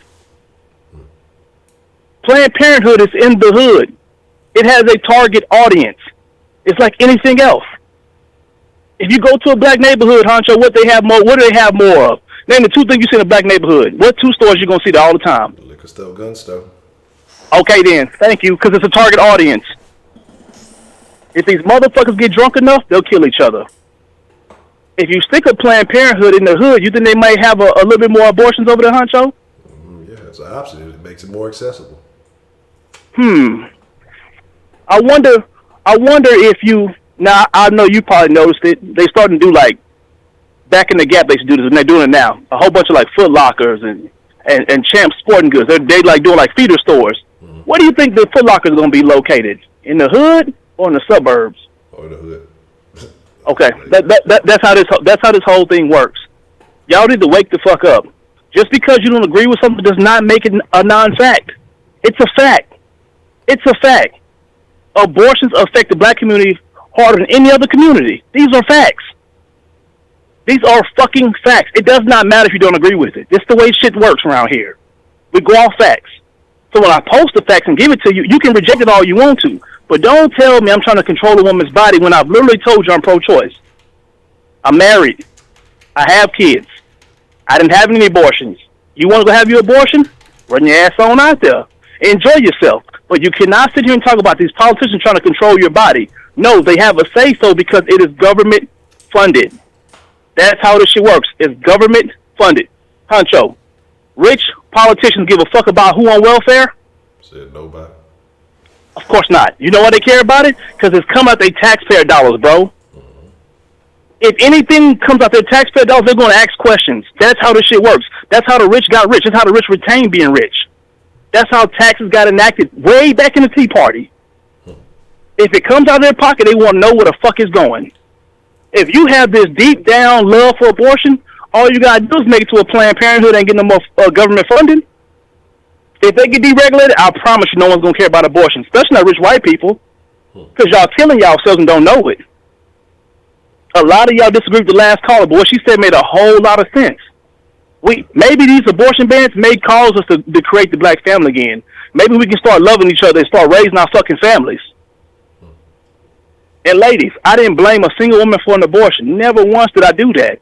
You want to know why? Because it takes two people to have a baby. I don't blame women for that shit. I blame the fact that the black family is no longer here. We no longer have the black family. 96.2% of black women have an abortion or are not married. That's all you need to know. It's tough. You can name a black problem. You can name a problem in the black community, and I guarantee I can correlate it back to us not having a black family anymore. Because together we can get through anything. We come from the worst of backgrounds.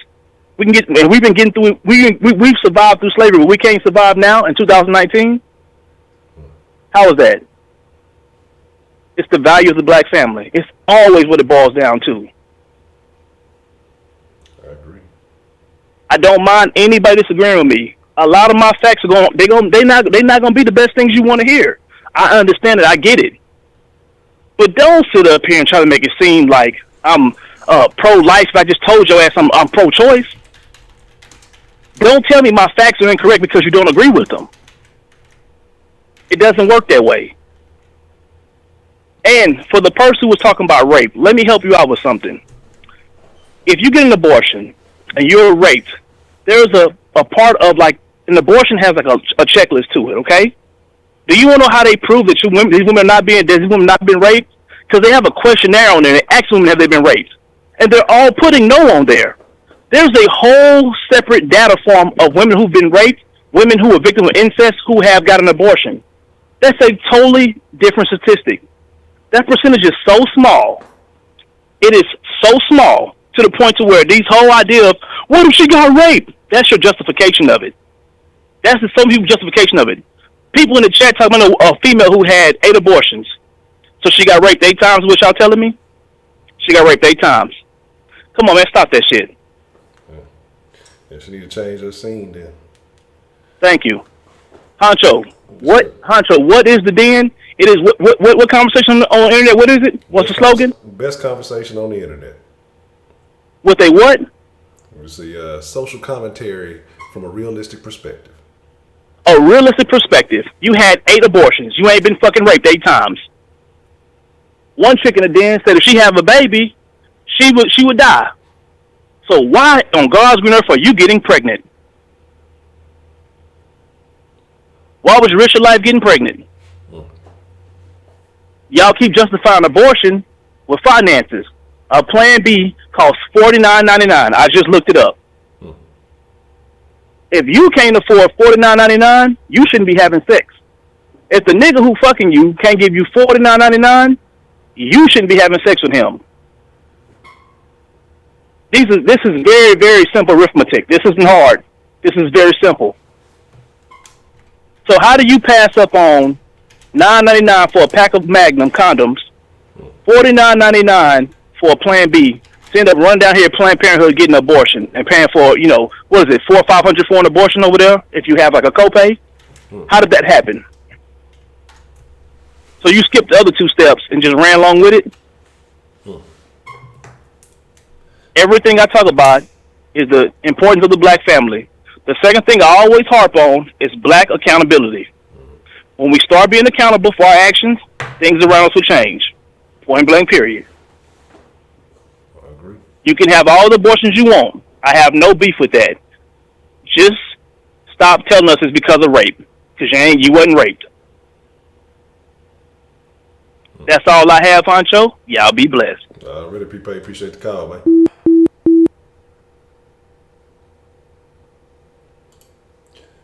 Man, Jake, I think that's a good note on that one. Man, look, and again, because ultimately what it comes down to is this. Let me get my Jerry Springer on real quick. What it comes down to this is everybody has to deal with the options that they choose. You can deal with the financial burden, or if you feel it's a financial burden, you can deal with the mental burden. Because I guarantee any woman that has had that many abortions, she definitely has some other emotional issues to go along with that. I can promise you that. She is not stable. I guarantee that you could point out to several other aspects in her life where she is not in any kind of probably in any aspect of her life where she's not in a top-notch position if she's having that many abortions. Because that just comes down to bad decision making, and not just on behalf of the woman, but in a sense, yeah, especially if it's not rape. The dudes you choosing to fuck with, man, and if you constantly, and that's what I don't get, like, look, man, trust me. Some of y'all niggas out there say, hey, raw is law. You know what I'm talking about? That's cool. That sound good. You know what I'm saying? But you got to deal with everything that come with that. As a woman, y'all have a lot of power. You get in these decisions, hey, make them strap up.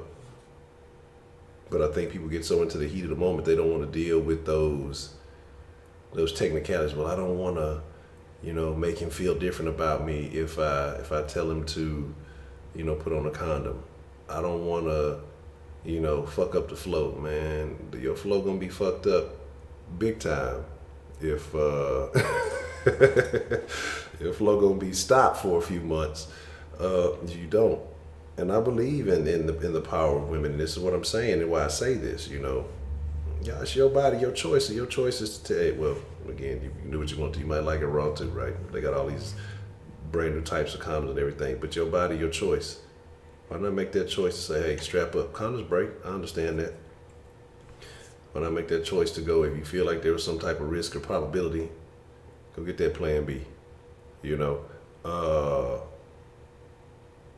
my thing is,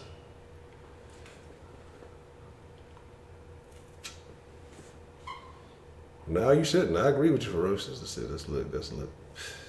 Look, that's why you pick you one, break a motherfucking back, do what you do. Even when I was hoeing about, and look, like I say it every time. To quote the great Pimp C, man, hey, if I told you I wore a rubber every time, then nigga, you know that I'd be lying. But you got to make decisions. You got to be on top of your game. I made a decision a long time ago as far as children, and then my choice changed through some outcomes in my life, things that took place.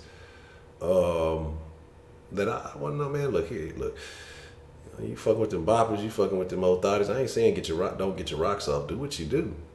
But we all know the outcome of poor decision making. Like, there's no ifs, ands, or buts about that. And so if I knew I was fucking with an old bopper, old thotty, or something like that, I'm finna strap this bitch up tight. I'm trying to pull this bitch all the way over my motherfucking head. Goddamn, like, I'm not finna make a fatal mistake. In more ways than one, it can be fatal. Because you know who you do and don't want to be your baby mama or your have your child, mother your child. You know if she making bad decisions because you fucking with her on a bad decision. You as a man, men have a different outcome, and women know that. Men have a different outcome. They don't have that quote unquote same level of responsibility. So I think women are smarter than men. Is what they say. So you gotta know when to curb them emotions. Say, hey nigga, strap it up. No glove, no love. You know what I'm saying? So my deal is this, man. Fellas, take extra precaution when you fucking with particular women. And if you want to go raw, man, be ready for everything that come with that, man. You see what I'm saying? Don't get your thought. You find a wealthy female so rich that you start caring about the Hey, look, man. Look, I done had a couple of chicks that were very well off, okay? That were doing quite well for themselves. I still ain't want to go raw. I still ain't want to make that mistake. I remember I told y'all about a particular chick that I was fucking with, and she was doing pretty good for herself. You know what I'm saying? And when she said, you know, if something happens and, you know, if the condom broke or whatever, and you know, would you want to have a baby? And I told her straight up, no.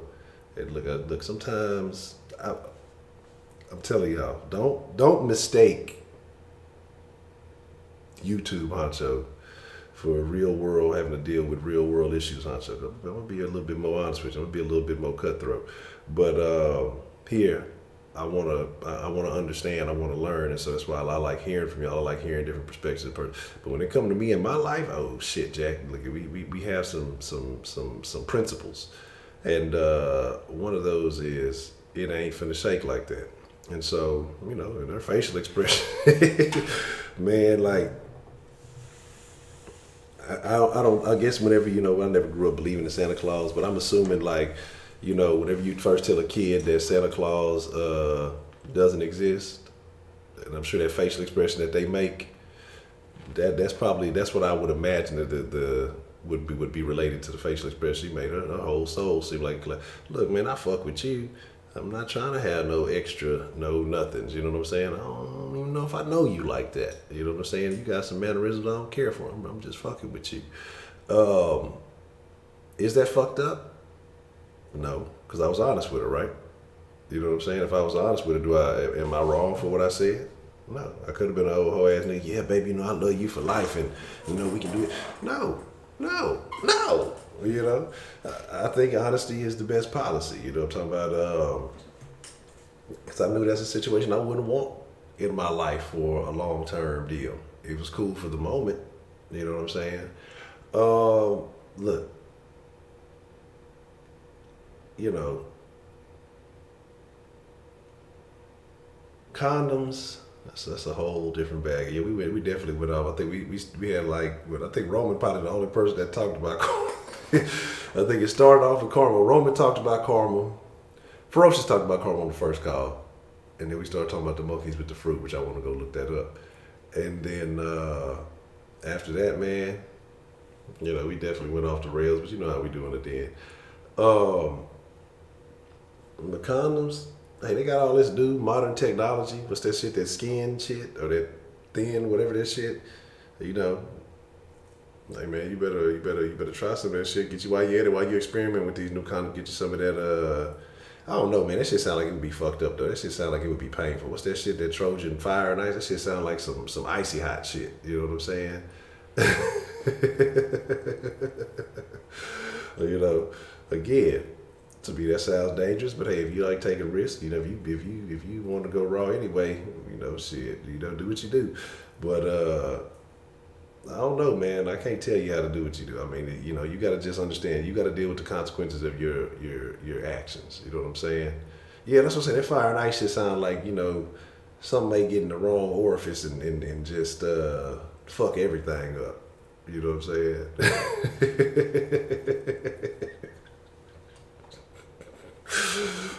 Damn, well, you know what I'm talking about. Yeah, you know, and that's very interesting, you know. But my thing is, I don't even necessarily look at this doom for life, but my motto was always, if I have a kid with a chick, we finna fucking be a family. That's what it's gonna be. And I knew what chicks that, man, this not gonna be a thing. You know what I'm saying? I still want the pussy, but this ain't gonna be a long-term thing, you know. And so it is what it is. But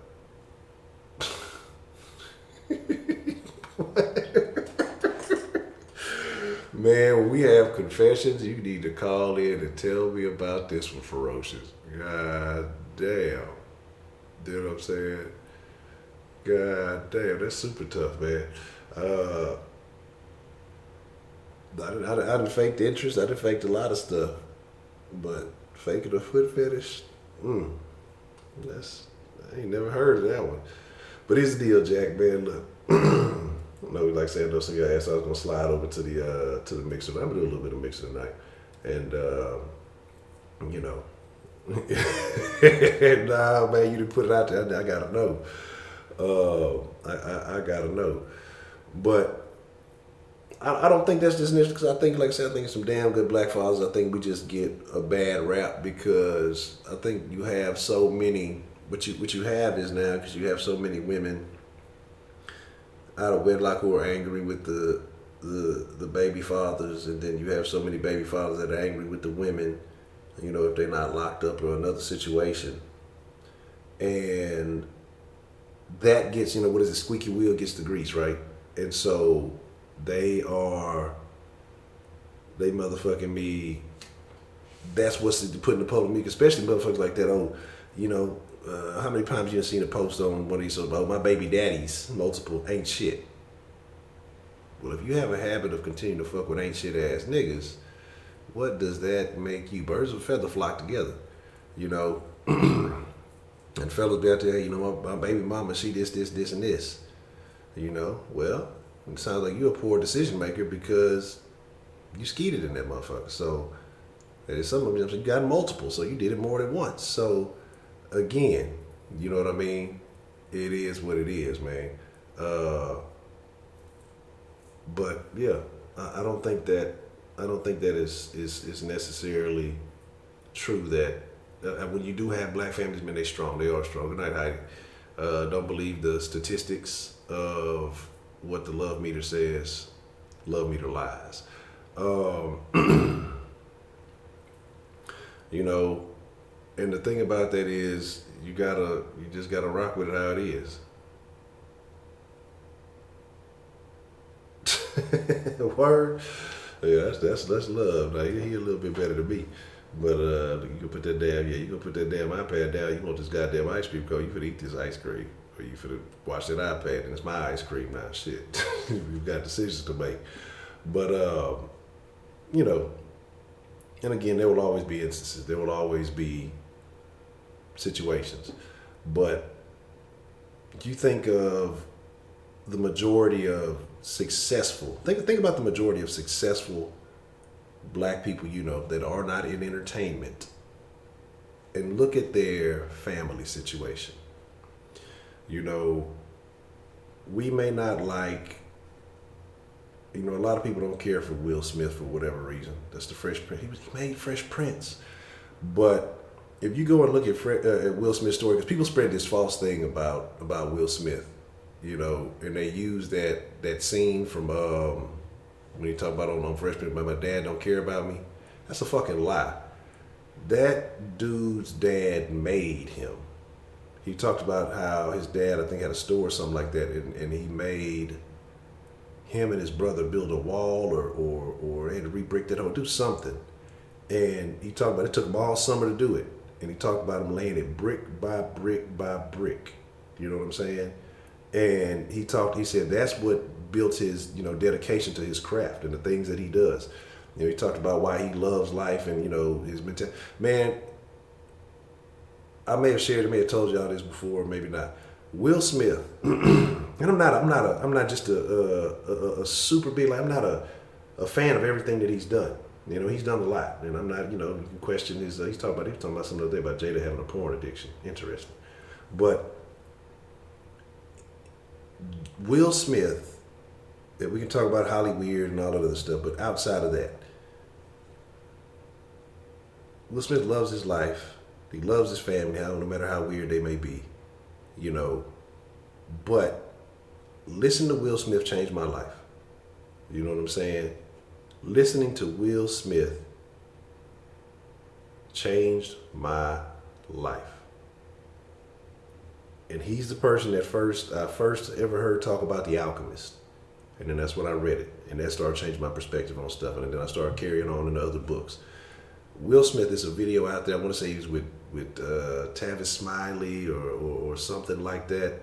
I forgot old buddy's name, but he was doing an interview, and Will is the real deal. Whether you know, I don't know what other Hollywood weird shit that he got going on. It's none of my business. But Will put his whole family on. Everybody in Will family eating.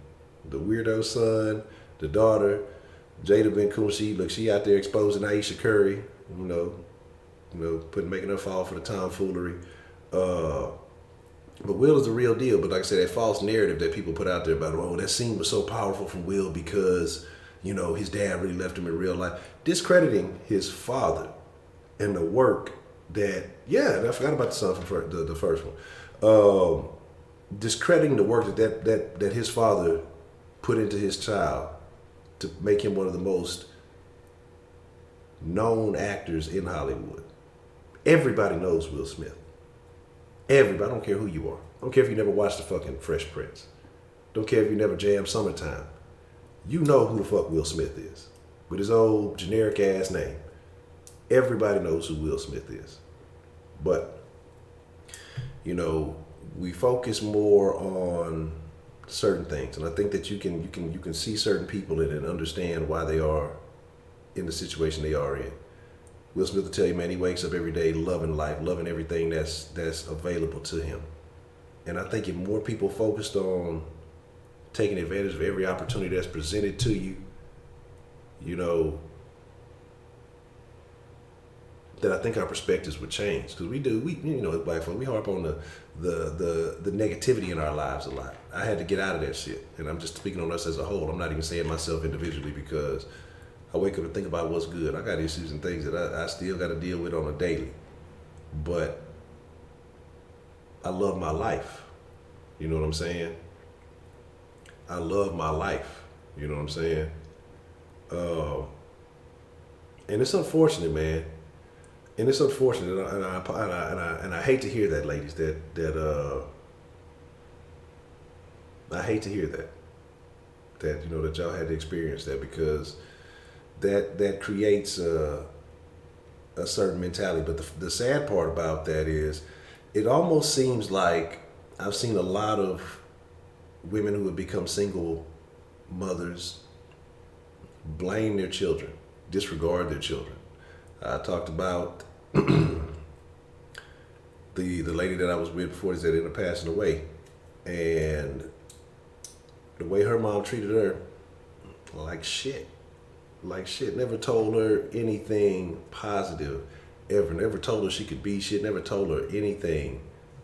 I was probably the first person that ever told her, hey man, you can pursue your goals and dreams. You can be greater than what you think you can be.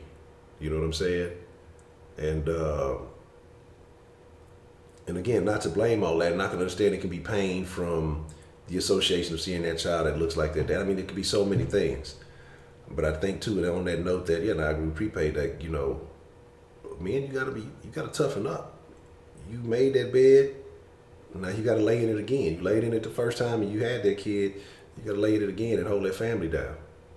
So I think there are, as much as we talk about, black women, this, that, and the third, I think there's definitely, I know that there's responsibility on both parties. But Rob calls in from time to time and he says something that's very important. And what that is standards. Standards. And what I feel like society, the media, especially with these certain particular rappers that get put out there and these images and ideas that get put out there, hey, be more liberal, it's your body, you fuck who you want to, man. It's telling you can lower your standards, that you can do what you want to, and suffer no consequences. But there are consequences, and that's the problem, because all this entertainment pushes you to all the fun, right? All the lavishness, all the, do what you want to do, turn up, all that other shit. But they don't tell you about the consequences that come with that, Same with a lot of this got these little young niggas running around here wild with this new music. They promote all the drug dealing and all that shit, but niggas don't want to talk to you about the consequences that come with that shit. Everybody this big dope dealer, like Pep said, everybody this big D-boy, everybody this big drug dealer, everybody the plug. You know what I'm saying? Ain't never moved to nothing. But everybody just everything. And you got these youngsters out here who don't know the difference between real and fake because when they dress like the drug dealers, they got tattoos like the drug dealers. They do this, they hang out with the drug dealers, not knowing that these niggas getting extorted by the drug dealers. But and think that's the move and think that's what it is, man. A lot of confusion, a lot of fuckery, and that's the place of the black father to take to teach his child, hey, you know, this is what it is, this is what it's supposed to be. But at the same time, you know, black women like to use the phrase goddess a lot. And I'm not going to argue with you about it. Not all of y'all are goddesses. It's fine. Let's not saturate the term. That's why I don't really use the term king and queen a lot. I don't think I use that shit ever. I don't want to oversaturate that shit. It's already oversaturated. Because you got motherfuckers out here calling Cardi B a queen. A queen of what? You know what I'm saying? Do I got to do it again? Look, but you know, let me put that in there. My thing is this.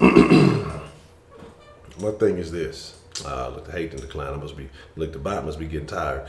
But you know, standards, man, and I think Rob killed it when he said that standards is we gotta up. You want better in life, man, up your standards. You do better to do it out than to just say you got somebody to fuck with. And I think that's part of the problem. Like, I don't know if it's loneliness. I don't know if it's a lack of love from family or whatever it is. And so people will go out and find anybody who tell them they look halfway decent. You know, oh girl, you look good. Motherfuckers nowadays don't even know what a compliment really is, man. Motherfuckers will sit there and say, oh, you know, oh shit, bitch, that dress look good on you. Oh, bitch, you got a big old ass. And they'll take that as a compliment. You know, that's not no fucking compliment. That means I'm attracted to your physicality and I'm trying to do something with you. Don't mean I give a fuck about who you are and what you are. You know what I'm saying? You know, it is what it is. And, you know, this is kind of how it goes, man. You know. That didn't have falls in the head. And I know that's a thing. But what you got to look to is, this is what's so amazing. This is what's so amazing about this world we live in. And I'm going to wrap it up and slide to the mixer after this. I got some Greeks and some Athenians to kill. But this is the thing, man. We have this amazing tool called the internet. We got this amazing tool called Google. And man, I'm still, who said that yesterday? Was it Sean or Soul? But I can't remember which one said it. But, you know, we was talking about grandma over Google. I thought that shit was super dope. But we got this amazing tool called Google, man. I don't understand why we rather look and find the celebrity drama, the fights, the stuff, the bullshit that perpetuates, you know, the nonsense in the community. You know, we talk about mentors, we talk about role models, when you can easily look up and study any quality black figure in the world. You know what I'm saying? If you Hispanic, any quality Hispanic figure in the world, if you white, if you come from the trailer park and you say ain't nothing but meth heads, but you have access to all of these things. All of these things, man. You gotta let that anger go, because that's only gonna eat at you. While you sitting there being mad about it, you know, no telling him if he's still alive or whatever's going on, he's doing whatever he's doing, man. You gotta let that anger go. That's something I had to deal with personally. Trust me, me and my pops had an awkward relationship. You know, he was around, you know. And like I said, they was together till I was about 11. And then I'd see him from time to time, but that's a whole different situation, man. Look, you got to let that go, because that's only hurting you. That's only hurting you. If you mad at your parents, it's only hurting you. You got to let that shit go and move forward. And I'm telling you this from a person who probably was one of the most negative motherfuckers you've ever met in your life. Like, I didn't even know what negativity meant. I just thought that is what it was. But you have this tool, man, to show you examples of the path that you want to be. But yeah, we sit here, we listen to motherfuckers that ain't never did it, ain't gonna do it, ain't trying to do it. And we say, oh, this is what it is. But you got so many examples of people who have come up out of the same situations that we've been in, no matter what. It ain't even got to be a financial, it ain't got to be no impoverished, coming out the hood situation. It could be people who've come from broken families and gone on to find happiness or whatever. So many examples of every problem. And that's the thing I was most mad about, because I was like, damn, I actually knew who Robert Smith was, man. I was like, God damn, now everybody gonna know and act like they was fucking with that. They wasn't fucking with that nigga Robert. I didn't know he had a white wife, but I seen a bunch of interviews and stuff with him, because he did a couple of interviews, and man, he just, man, he's legit in the shit that he talked about.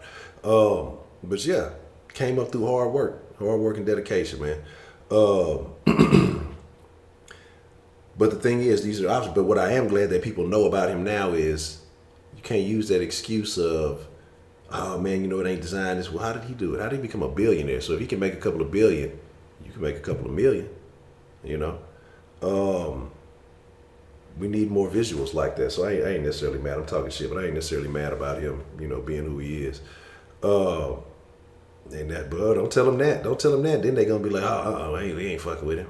He hate us all. He's a Uncle Tom. He's a coon. You saw your boy Ben Carson made a little small goof with his words, and he's an idiot. This motherfucker's a brain surgeon, but he's an idiot. Okay, nigga at McDonald's, you know what I'm saying, barely holding on to his job because he ain't showing up on time and he messing up the customers' orders. But he got an opinion on fucking Ben Carson being an idiot. And like I say, I'm not even necessarily. I have a lot of conservative views. I don't know if I don't necessarily identify as a conservative, but I definitely share a lot of conservative views. But you're gonna call this man an idiot, man? You know what I'm saying? Yeah, that's what I'm saying. I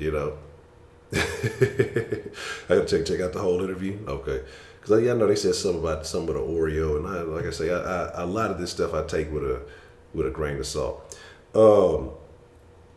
But you have a beautiful tool called Google, man. If it ain't right there in your element, you can find whatever it is that you're looking for. You can find whatever it is that you're looking for and dedicate yourself to following that. And people have laid a blueprint. So many people have laid these blueprints, but because they're not famous, but because they're not entertaining you on TV, because you're not listening to their song on repeat, they're not. You're not indoctrinated by their ways, because they're not singing a song of your environment. You're not fucking with them. Maybe because they have a few different beliefs than you, you're not rocking with them. Man, sometimes you gotta let go of your. That's why I say I listen to everybody, man. Now you gotta. You gotta. Open your mind to understand what's going on in this world. Listen to people who don't have the same beliefs as you. And that's the problem with a lot of the super far edge corners of these political parties. Super far left, liberal, super far right. They don't want to hear nothing that nobody else got to say. They want to remain in that echo chamber and keep hearing it. But sometimes you got to listen to what the people you disagree with say. And man, you might catch a nugget or something. You might say, damn. Well, fuck, that does makes it. Listen to that shit without bias, without trying to find a way to attack every point that's being made. Try to understand where they come from. And if you can listen wholeheartedly and you're going to find a thing or two you can say, well, that makes sense. I can see why they feel that way. I may still disagree with this, but this one point he said makes sense. Okay, well, I see how this works this way. But people don't want to do that, man. People don't want to do that, man. And that's the crazy part. They want to put up a wall and they want to fight against any and everything that doesn't make them feel good, that doesn't make them feel strong. It's a lot of crazy. They want to eat them Burger King meals. God damn it. They want a motherfucking me. They want them Burger King emotional meals. The emo meals and shit. This shit is terrible, man. I don't know what the fuck. When did Burger King become woke? I ain't ate a Burger King in a while, man. I ain't ate a Burger King in a long while. And I think I'm cool on that. I think it's going to stay that way.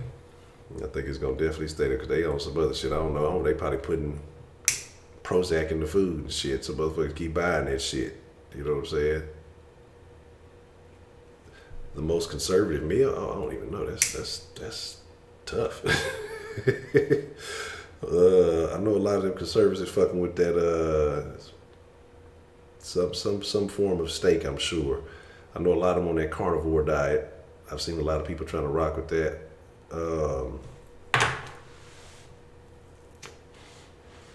Chick-fil-A. Oh man, yeah, you see they trying to hate Chick-fil-A in Texas, San Antonio, trying to ban them from the airport.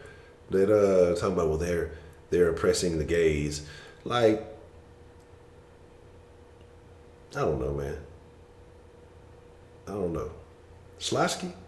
Man, Slotski's go hard. I just found out there was a Slotski's in my area the other day. My old lady, she she came home talking about so I don't know, I can't remember what she called. I was dying fucking laughing. Like, I was dying laughing. She, yeah, I went to something for lunch at work today. And man, they're pretty good, such. And I can't remember, she was butchering the name. I'm talking about fucking that shit all the way up. And I was like, what?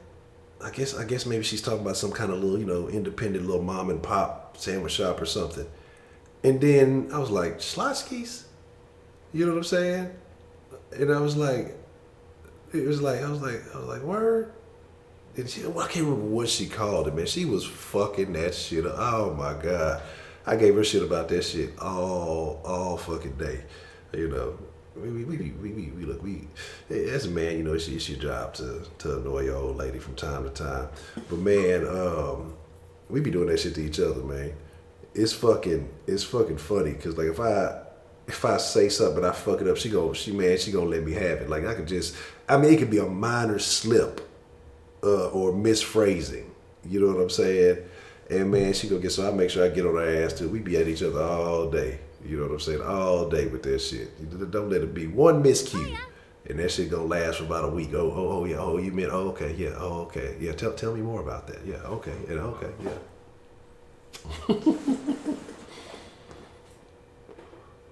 Ali, what's the motherfucking deal, man? You say the soup? I don't think I think I have had a Slotsky soup before, but I know them sandwiches be holding. I ain't been in a while, but I know them hoes be holding. I didn't know they was made in Texas though, so that's even better. Absolutely. Yeah, I heard they trying to. I think Whataburger's supposed to be getting sold so they can go nationwide. So those Californians can realize In-N-Out ain't shit. In-N-Out ain't shit, nigga. Yeah, I said it. Fuck it, and I ain't even ever had that shit. You know what I'm saying? That's what I'm thinking. I'm trying to think. Was it the broccoli and cheese that I had from there? I know Subway had something similar, so I'm trying to remember if it was from there or Subway that I had one. But I want to think I did, but I just can't recall, so I don't even want to lie about it. So you know what I'm talking about? You know what I'm saying? Yeah, Subway. I went to Subway. I said, hey man, I know y'all about to close, man. I need the Jesse Smollett special. You know what I'm saying? Let me know. Is there a discount on that? Motherfucker was like, huh? Who was that? Nah, man. Oh yeah, Bluebell Fire look like I said. I got an old lady from Cali. She fucking with that Bluebell. Tough now. She used to talk shit about it. It's all right. If you go to the store, when you on your way in, could you give me some of that Millennium Crunch? And he's like, boy, you don't stop. Yeah. And I ain't never even ate the Millennium because I'm pure pralines and cream and fucking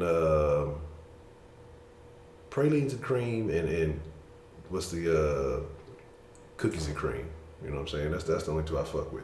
Yeah, we gonna sauce tomorrow. Like I said, I had some family things to deal with, so it kind of popped up a little bit late, so I had to take care of that little situation, and then ended up taking a nap.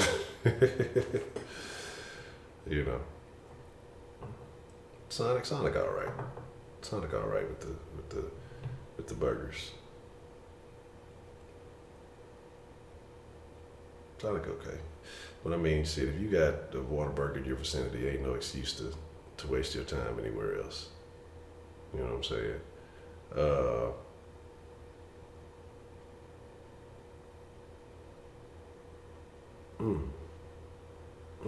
Word? Sonic is holding when it comes to the fucking drinks. You know what I'm saying? It's the next best thing since Kool-Aid. Fucking Sonic got the drink game on lock. Yeah, exactly. You know what I'm saying?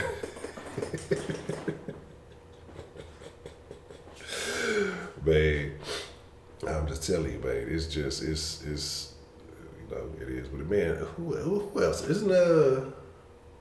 Is Dairy Queen Texas, or is Dairy Queen trying to pander to us? You know, Dairy Queen. That's what I like about Texas. But then I remember when I slid up to, I was in South Dakota for a little while. They had a little Dairy Queen up there, and I ain't see that slogan.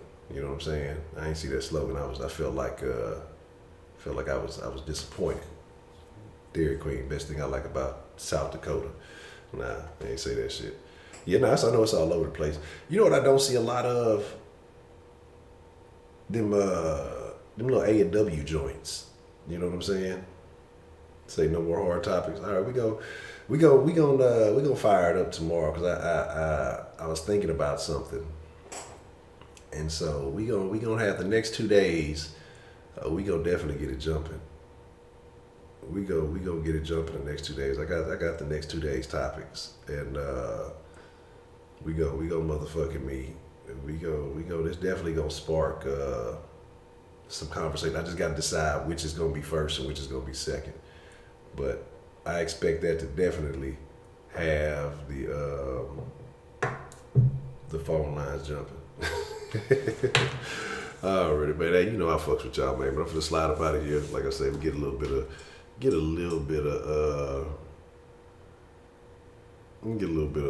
mixer action. I ain't gonna be on there super long, maybe about an hour or so on the mixer. I'm taking my ass to bed. I took that fucking power nap. Now I'm fucking. That's how them Arby's be doing too, man. I've seen so many Arby's come and go. That shit don't make no sense. Yeah, I'm gonna slide over to the mixer crew action, and shit. Boot that bitch up now. So we'll talk a little bit of shit with that. And I appreciate y'all, man. I want y'all to know sincerely, man, with all gratitude. I got these fucking headphones still on, fucking ears sweating and shit. With all sincerity and gratitude, man, I thank y'all. I appreciate y'all, man. It is an honor and a privilege to get to chop it up with y'all, man.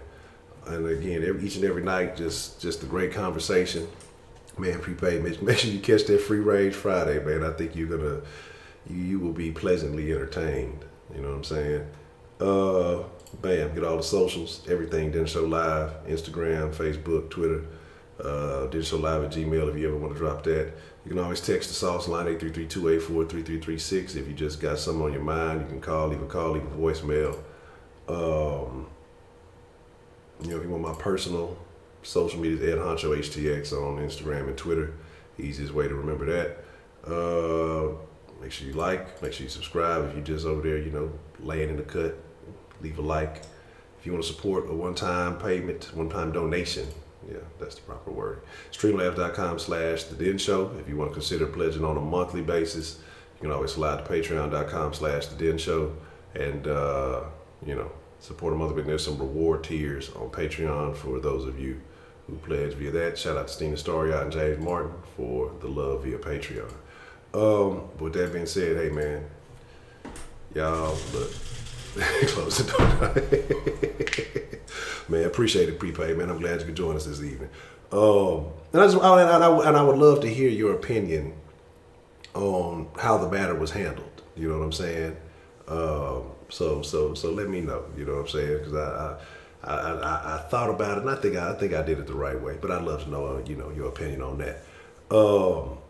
So, with that being said, I appreciate y'all, man. Y'all be cool like y'all be cool. Y'all ain't got to go home.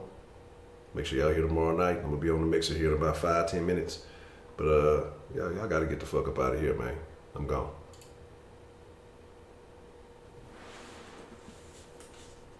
Good night to you too, Miss Shannon. I'm glad you could join us. Shout out Ferocious Prepaid, Only One Lie, Ali, and everybody else who's still in here. Appreciate all of y'all, man. And I love the fact that we can have vibrant discussions. And, we can still keep it kosher. All y'all be cool. I'm out.